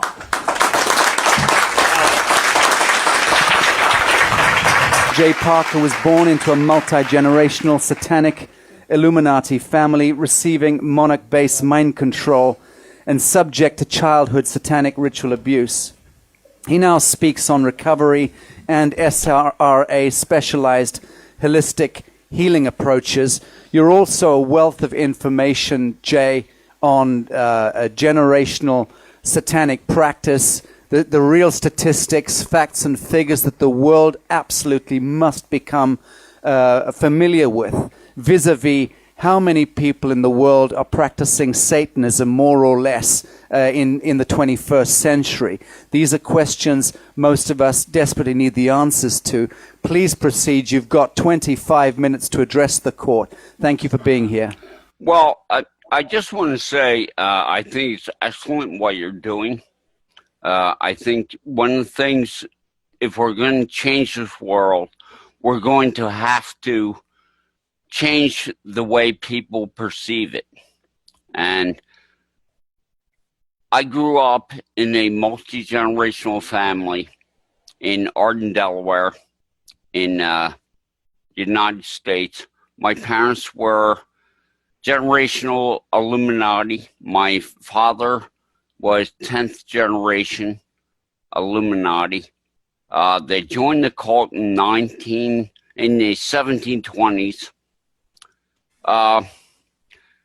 What I really talk about more than just the cult, I talk more about healing modalities, and that my mother told me in 1963, basically, the world is based on collective consciousness. And if we understand anything about consciousness, and we're all knit together in the subconscious. And we have to clean up our subconscious because we get a sopistic, shall I say, Satanism-light brainwashing in the first 6 years of life during the programmable state. The programmable state is the most important message I have personally to give to everyone on this planet. You think your conscious mind is running your life, but it's actually the 40 million bits of information that go into the morphogenic field every second that runs your life from your subconscious.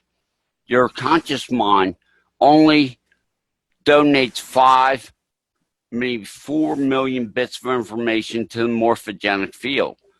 95% of the morphogenic field's information is coming from the subconscious. And your subconscious was given to you by your culture. It's not something you decided on.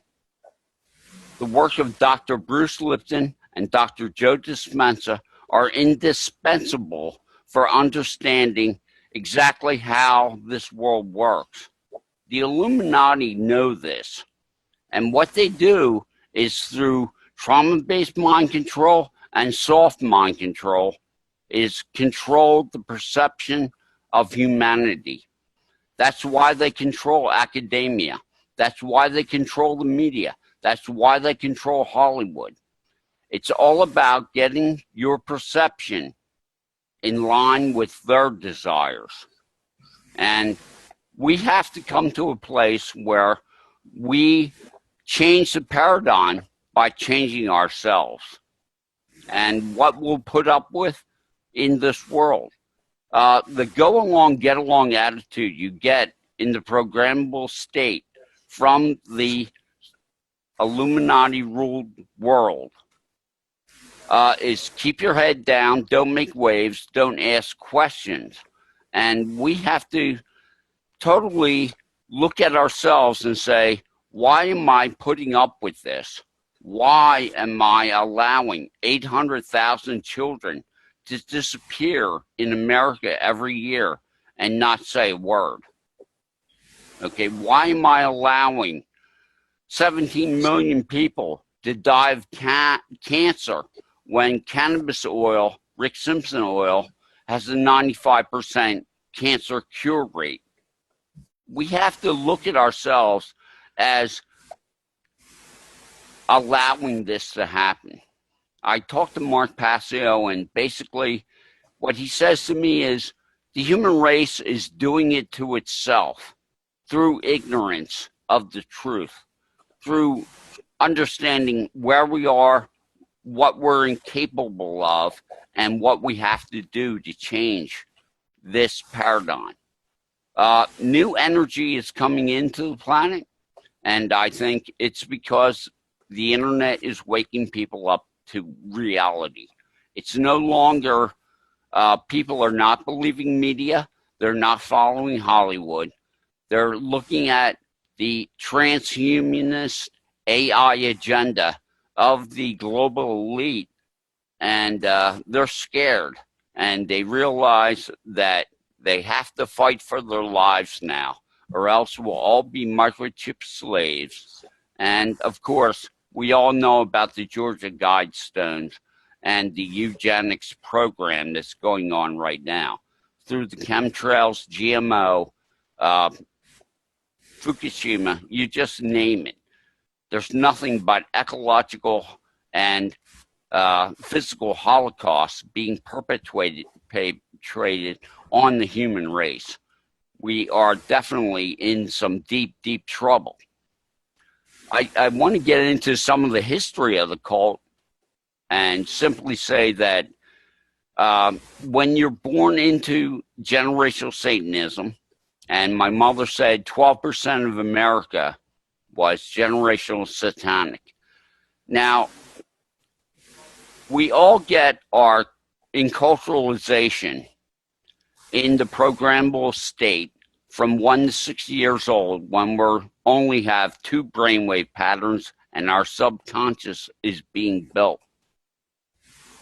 This programmable state is the difference between walking in love or walking in a sopistic mentation. And if you have a sopistic mentation, you don't care about anyone but yourself. And this is what is being programmed into everyone through the mass media and through the culture. And we have to change the culture.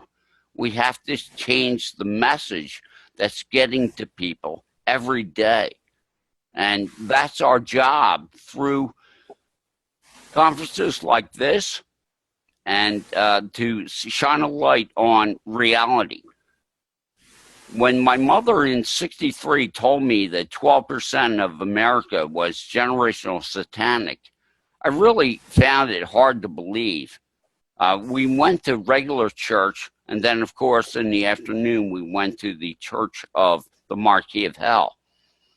But when you have a society where 800,000 children are disappearing a year, like here in America, and it's not even in the media, it's not discussed at all, except amongst people who are researching the child trafficking and the horrific abuse that's going on from these dark occult.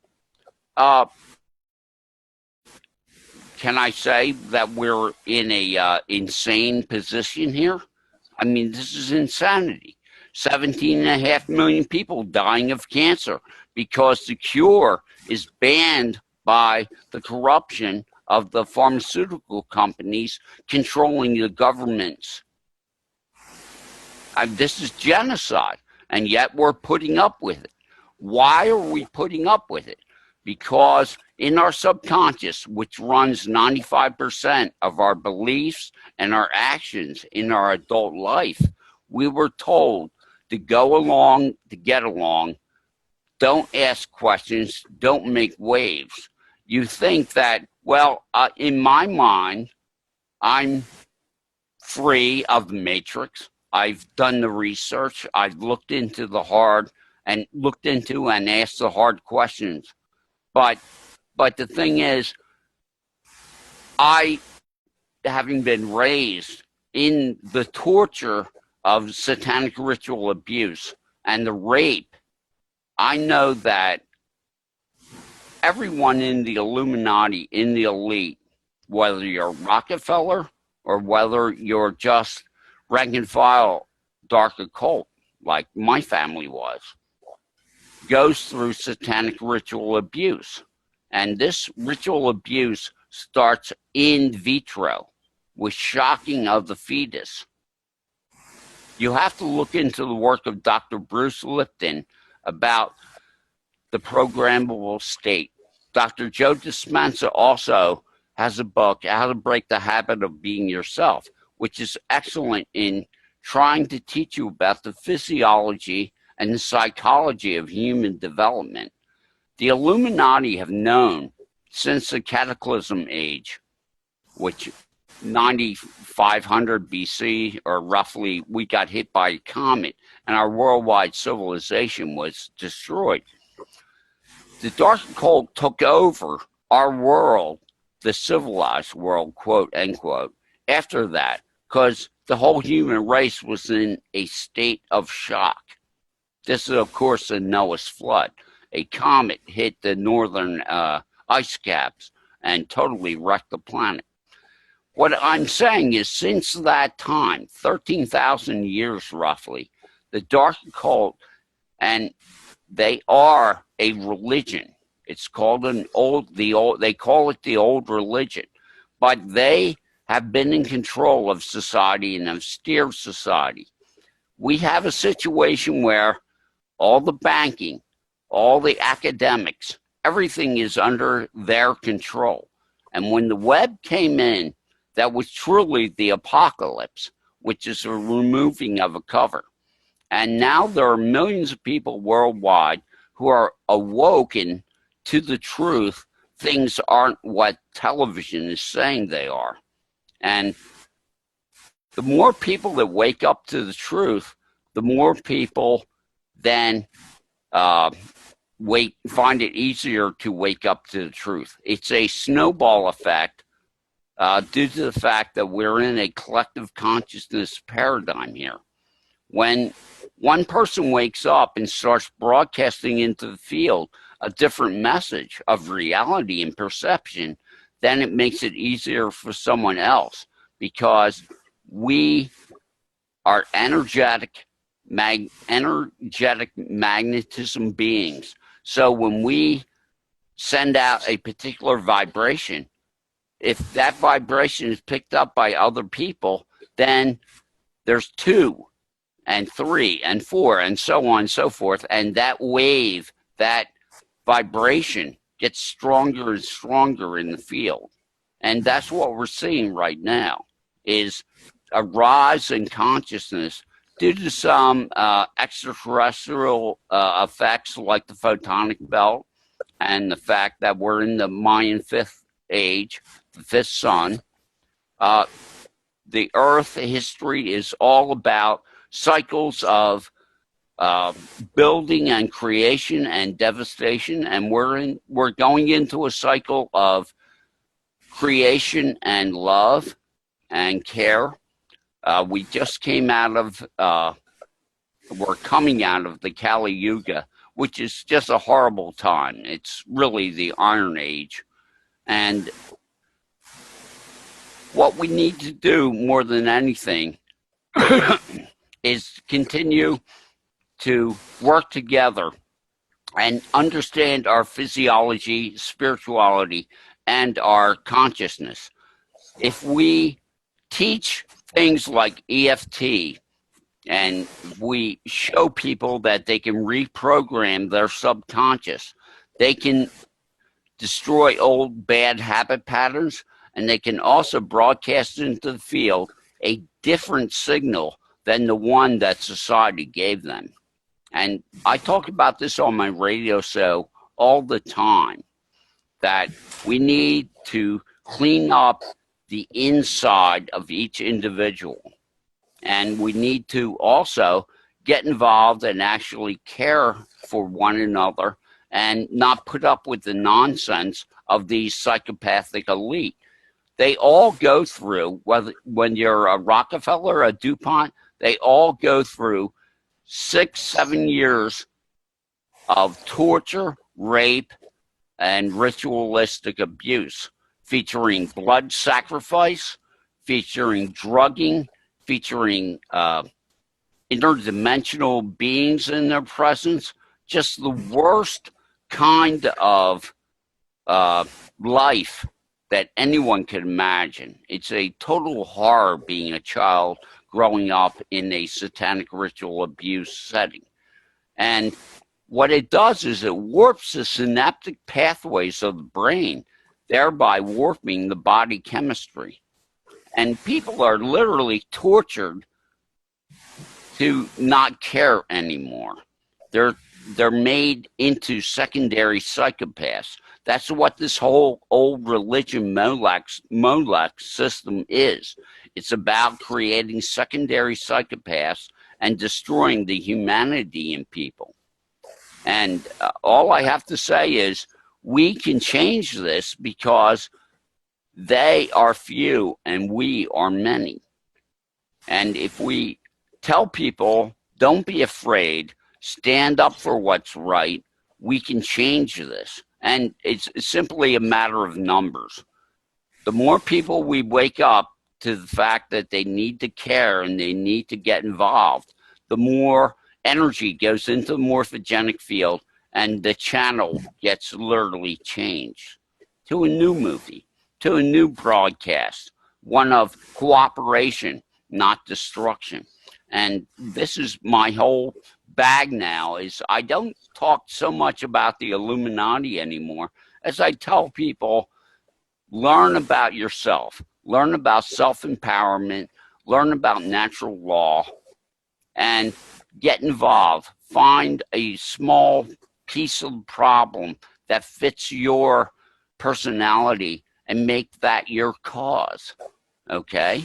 Now, I have a lot of general knowledge about everything that's going on, but I say to people, whether it's vaccination, whether it's cancer, cure suppression, or whatever it is, find an issue and start to help the world to change the paradigm on that issue.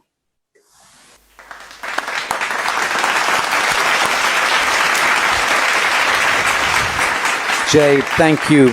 Thank you for sharing your wisdom flame with us today. Sunny afternoon in Westminster, London, and we're delighted to be sharing spirit with you. There are a few minutes for the bench or to raise questions, Chief Counsel, Justices, Your Grace, Commissioners. We've got about 7 or 8 minutes to ask questions of Jay.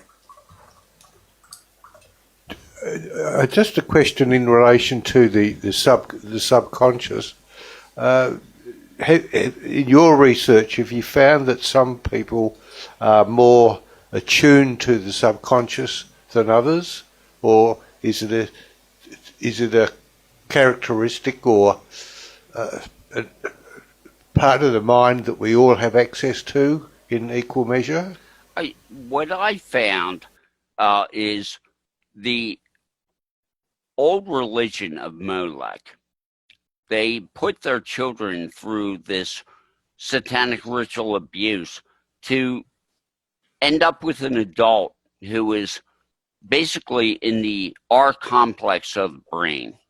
Okay? Now, I'm not answering your question basically. I believe we all have the same abilities naturally to use EFT, emotional freedom technique, or Psyche, and reprogram, get into our subconscious and do whatever shadow work we want to do there to clean up bad habits and belief patterns. We all have the same, but the old religion, these people are physiologically, emotionally, and spiritually damaged. Once you go cult, these people get an etheric entity attached to them for life from the fourth dimension. This is an invasion of the human race from the dimension right next to ours. When we were 5 years old as children, we spoke openly about the multiple dimensions because they were conjuring things that were not of this world in front of us children and doing these rituals. And I just want to say that as normal people, the 90% of the human race, we have 5% conscious mind, 95% subconscious. So if you're not programming your subconscious and it runs 95% of your life, I think you need to take a look at how you can program it for what you want to manifest. And when it comes to the Illuminati, they are in the R complex. They are in the flight or fight modality their entire lives. So the programming of the subconscious in the first 6 years of life is paramount to them because it's what they do. It's who they are. They are not in the limbic system. They are not in the neocortex. They're not creative thinkers. That's why you find that these people are so one-dimensional and shallow. They really are not functioning well because they have permanent brain damage. You answered my second question before I asked it, and that is there more than one dimension? Now I've moved to the third question. I have always been worried of moving into another dimension, not so much to be in the other dimension to see things that one can't see in the conscious life, but the ability to get back. And my concern is that if you move into another dimension fully, you might not be able to get back.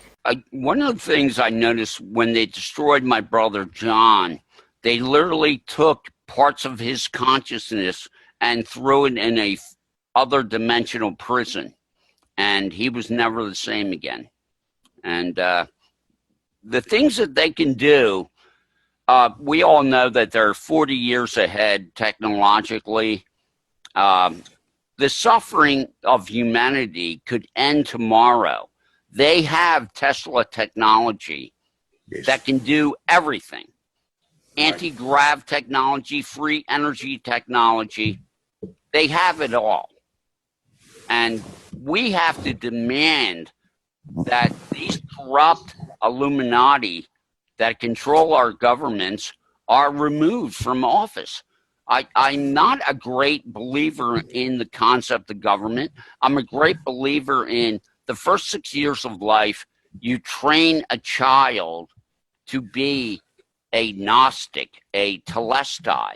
You aim the child to the higher philosophies, to the common good. If you do not do that in the first 6 years, you produce people who are morally and spiritually bankrupt. And this is the problem that we're having. Generation after generation, we put our children through this soft mind control of go along to get along. we have to change this by actually raising our children in natural law, in higher philosophy. May I please connect this to Agenda 2020 and Agenda 2031? The message that I've taken from what you're saying is that the 1% are successful because they've beaten empathy out of the 99%. And it sounds to me like much of what you say will be best implemented at the village level, which is to say the reduction of federal and global governments and a return to secessionist movements and other forms of independence where kinship is restored as the common currency. Not that I'm leading you, but I want you to articulate that to a certain extent. Well, that's exactly what I believe. I believe that we've gotten these corporate structures and these governmental structures that are so far removed from the people that it's just totally ridiculous. We need to pare down and go local. I mean, it's just like when you buy food. You buy local to support your local farmers. And we need to do that. We have the power. It's 90% of us against 10% of them. Now, they built this system to be on top, but the rank and file Illuminati that I grew up with, basically, this is something people have to understand about the dark occult. 11% of America is Christians who go to church and are dedicated, and they go to church 2 or 3 times a week, and they make up 11% of the population. Their religion came 2,000 years ago from the Middle East. The old religion of Molech, which is mind control, war, human sacrifice, okay, came from the Middle East 3,000 years ago, not 2,000 years ago, and is in America, and basically is about 12% of the population. So what I'm saying is, you say, I find these numbers of 40 million dark occult to be hard to believe. But what I'm saying to you is, you've got 40 million Christians. Where did they come from? The Middle East 2,000 years ago. Where you need to look at history, and David Icke has written some great books about history of the world and stuff, like The Biggest Secret, and you can read them and get an overview of how these people came out of the Middle East. They went to Venice, they went to northern France, they took England over, and basically they've been running the show worldwide for quite a while now. You just said that the old religion that you spoke about did come from the Middle East, so also Christianity came from the Middle East. Not only Christianity, but also Islam and Judaism. Whereas in the Middle East, we were able to defeat what you would describe old religion, satanic cults and the like. We hardly hear of them.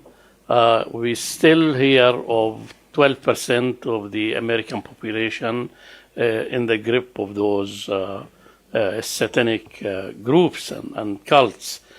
Is it, in your opinion, also the failure of family life, the weakness of family life within the Western culture? Who is to blame? I mean, when you say we must or we need to encounter, not only encounter, but overcome those who are in the minority, and we are in the majority. I strongly believe it's basically the weakness of people in their faith traditions that causes evil to lead in the world. When people are totally committed to Almighty God and to the not, I won't speak of the institution. I'm not talking about the institution of the church, though I am a person within a church institution. I strongly believe when people are totally committed to this, regardless of how small they are in number, how limited in their means, people sitting here, we were very few compared to 7.5 billion people in the world, and we are trying to attempt to help change the world. I continue to think of the early disciples of Jesus Christ. Most of them kind of betrayed him and distanced themselves from him when he was on the cross. And yet, when they were freed from fear and from doubt, and were encouraged by the power of the Holy Spirit, small in number, hardly any means compared to what the church in the world has today, they managed to change the course of human history.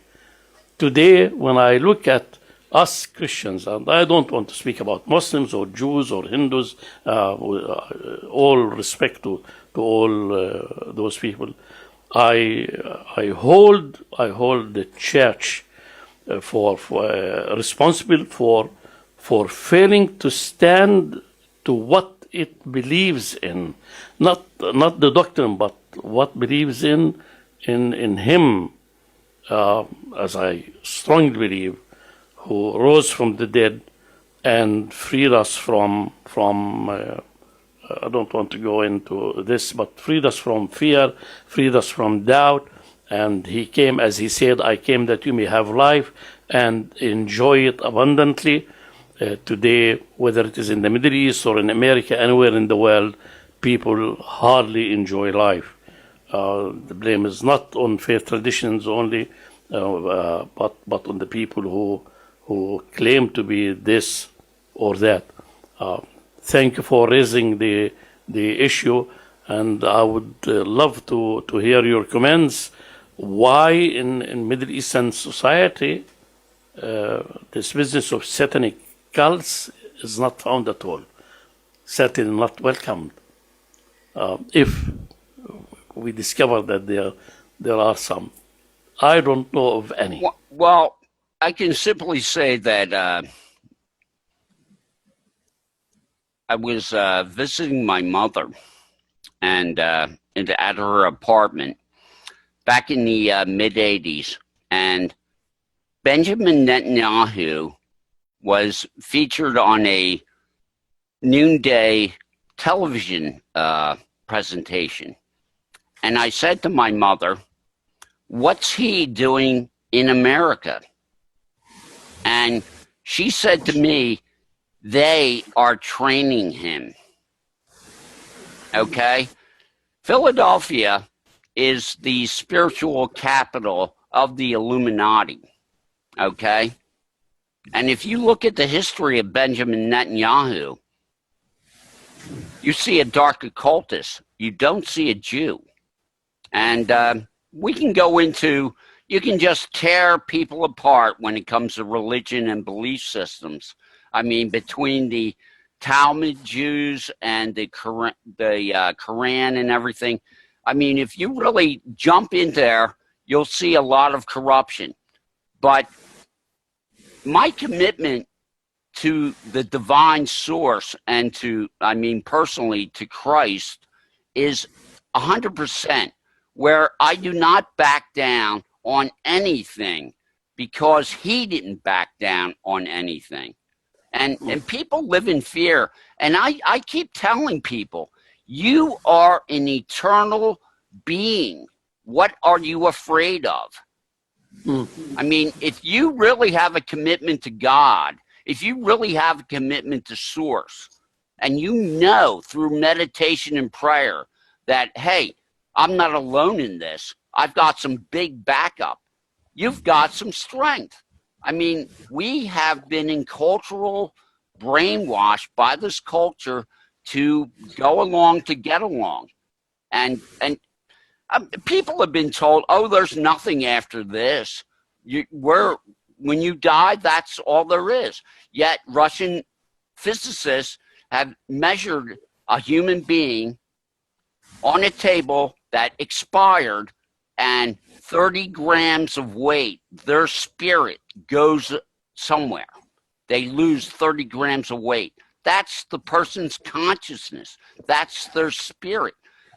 With Joe Dispenza, Dr. Joe Dispenza and Dr. Bruce Lipton, things that the dark occult have kept knowledge of self for 13,000 years about who we are physiologically, how we relate to the divine field, the morphogenic field. All this information is pouring out onto the web. People are waking up. God is rebuilding his church. It's coming through the Spirit, one person to another. It's not coming through organizations or, you know what I'm talking about. There's a new spirit in the world today of cooperation and of care, and it's coming from God. And I just want to say every spiritual system out there said that when it really gets bad, God's going to pour his spirit out upon the world. And that's what we're seeing. Because most people are perceiving that things are not right here. And when you get out of the matrix of mind control and perceive reality and aren't afraid to know the truth, your broadcast into the field is 100-fold more powerful than someone who's under mind control, because they're in the R complex. They're not in the neocortex. They're not in the limbic system. And you have to study Joe Dispenza's work, because when we get our thoughts and our feelings aligned, then we can move the morphogenic field any way we want. I mean, you can look at Dr. Emoto. He got 20% reduction in the pollution of a Japanese lake by having 150 people around the lake, blessing the lake. Before and after samples of the water, there was a 20% reduction. We are quantum capable beings. We can change the actual physical reality of this place. The Illuminati do not want us knowing that, as Jesus Christ said, know ye not that you are gods? And I look at this place, this is God's school. This is where you decide between ultimate good and ultimate evil. Take your pick. Jay, thank you for that. I'm going to... Justice Cleverly has a question. Thank you very much, sir. We were blessed earlier with the testimony of Mr. Bernard, and he referred to the necessity for there to be a bridge between those who are lost and this place that you're discussing that we wish to find. And so I humbly ask you to, if you can, perhaps help the tribunal with how we can light that bridge, how we can build that bridge, how we can show that bridge. Because as I've said at the beginning, this is not a court of revenge or a court of conversation. It's going to be a court of action and a call to action. So we need practical measures, and I'd be privileged if you could elucidate further. Well, for me, the study of consciousness, because my mother made it clear to me that we are in a collective consciousness reality. And if you look at Stephen Hawking, he said the universe is mental. If you look at so many different, and this is what I have to say, when you become you look into many different sciences, when you look into many different religions, you pick up a little piece of truth. And you open up your mind more and more to the spirit of what I call the all-truth. God does not bargain with evil. God does not compromise with evil. I mean, I'm not saying that we should go out vindictively and hang all these people who are involved in the old religion of Molech. There's many people that have not gone through what I've gone through personally that believe that these people who are secondary psychopaths should be drawn and quartered. I don't believe that at all. I believe having rebuilt my psychology and my consciousness, that I'm offering and telling people who are in cult, who are not way up on the totem pole, so to speak, that really those people at the very top are genetically damaged due to inbreeding. They're a whole nother issue. But the secondary psychopaths like myself, they can be healed through shamanic practices, through prayer, proper diet, education, subconscious energy psychology like EFT or Psyche. They can be healed through Carillion photography. We can see if they're still possessed by some energy pattern or thought pattern that's not of this world. There are things available in this world today, scientifically, with brain mapping and everything. We can really take a leap and bound to the future and heal our planet and one another. And I say to the secondary psychopaths and the Illuminati, I don't want to kill you. I want to heal you. But if you persist in this genocide, if you persist in trying to destroy mankind, I'm going to stand up and you're going to see some force from me, because I'm not going to disgrace my life and allow you any more longer to do the horrible things you're doing. And we're talking about genocide here, where we are actually witnessing incredible acts of genocide. And it's time now to stand up. And America, you know, there's been a mini revolution here, and I think it's going to continue. And a lot of convulsions here in America. But I have to say that I don't want to see a reverse genocide. I want the dark occult people healed, because you have to understand, they started out in vitro being electroshocked.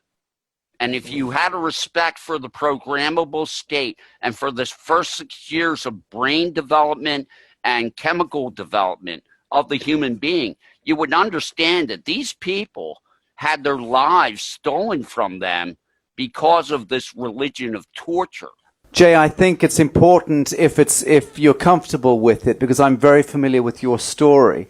I think that it might serve purpose here for the bench, if you wouldn't mind giving your testimony for 3 or 4 minutes on the turning point. You yourself were set up for sacrifice as a youngster. Are you happy to speak to that event for a few minutes, just so that is on the record, and how that event was brought to a rapid end just before the event occurred? I think that a hyperdimensional element will also answer some very important questions. Thank you. Please proceed.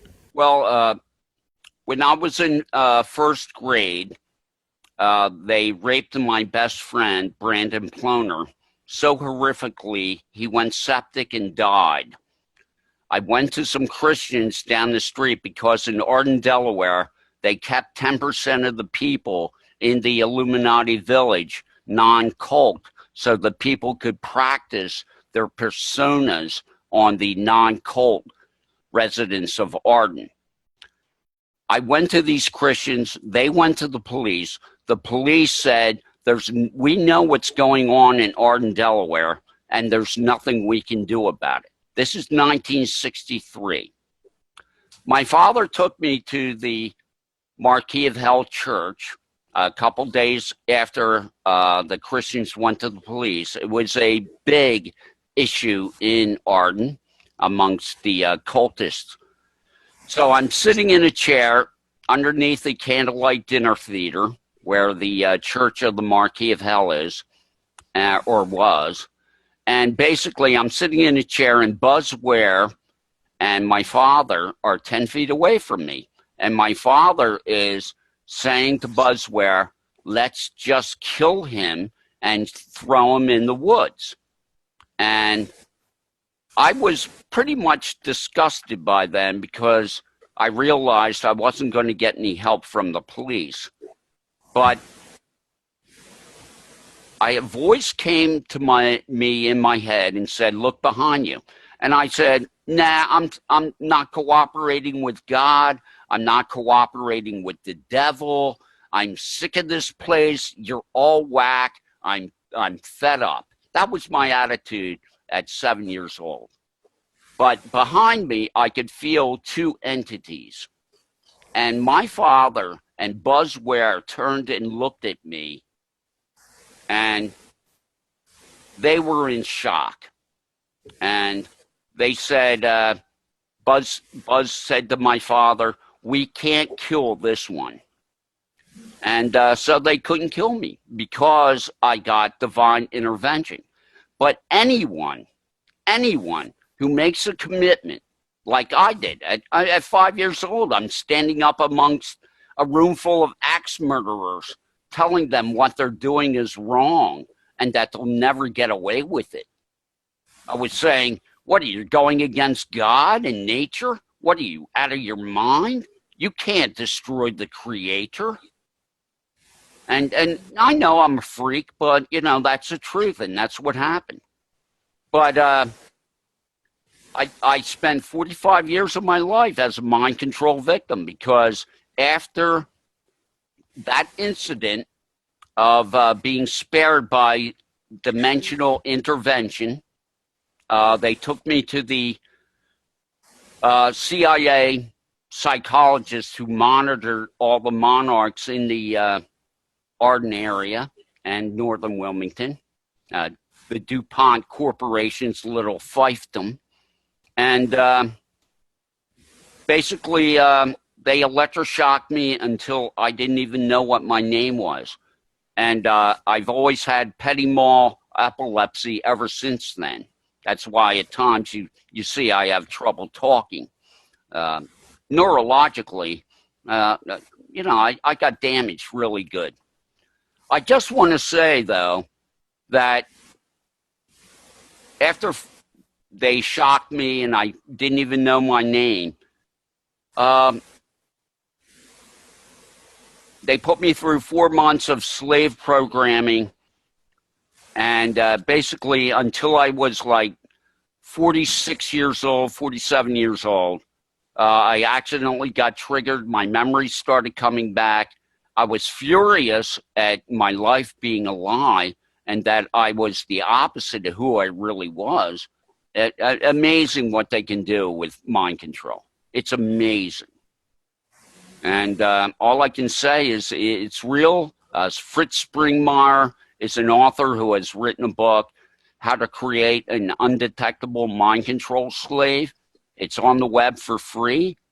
Fritz Springmeier talks about the 13 bloodlines of the Illuminati and has written a book about it. And the information on the web, you have to use critical thinking. There's a lot of people out there. They're limited hangouts. They'll tell you 60% truth, 40% lies. You have to learn critical thinking. And we're going to win this. Believe me, we're going to win this. I just want to say to everyone that what you're doing by getting involved is changing the paradigm. When you tell somebody the truth, they cannot unhear it. And that's the way this thing's going to turn, because you cannot unhear the truth, and the truth has a vibration that's 10 times more powerful than a lie.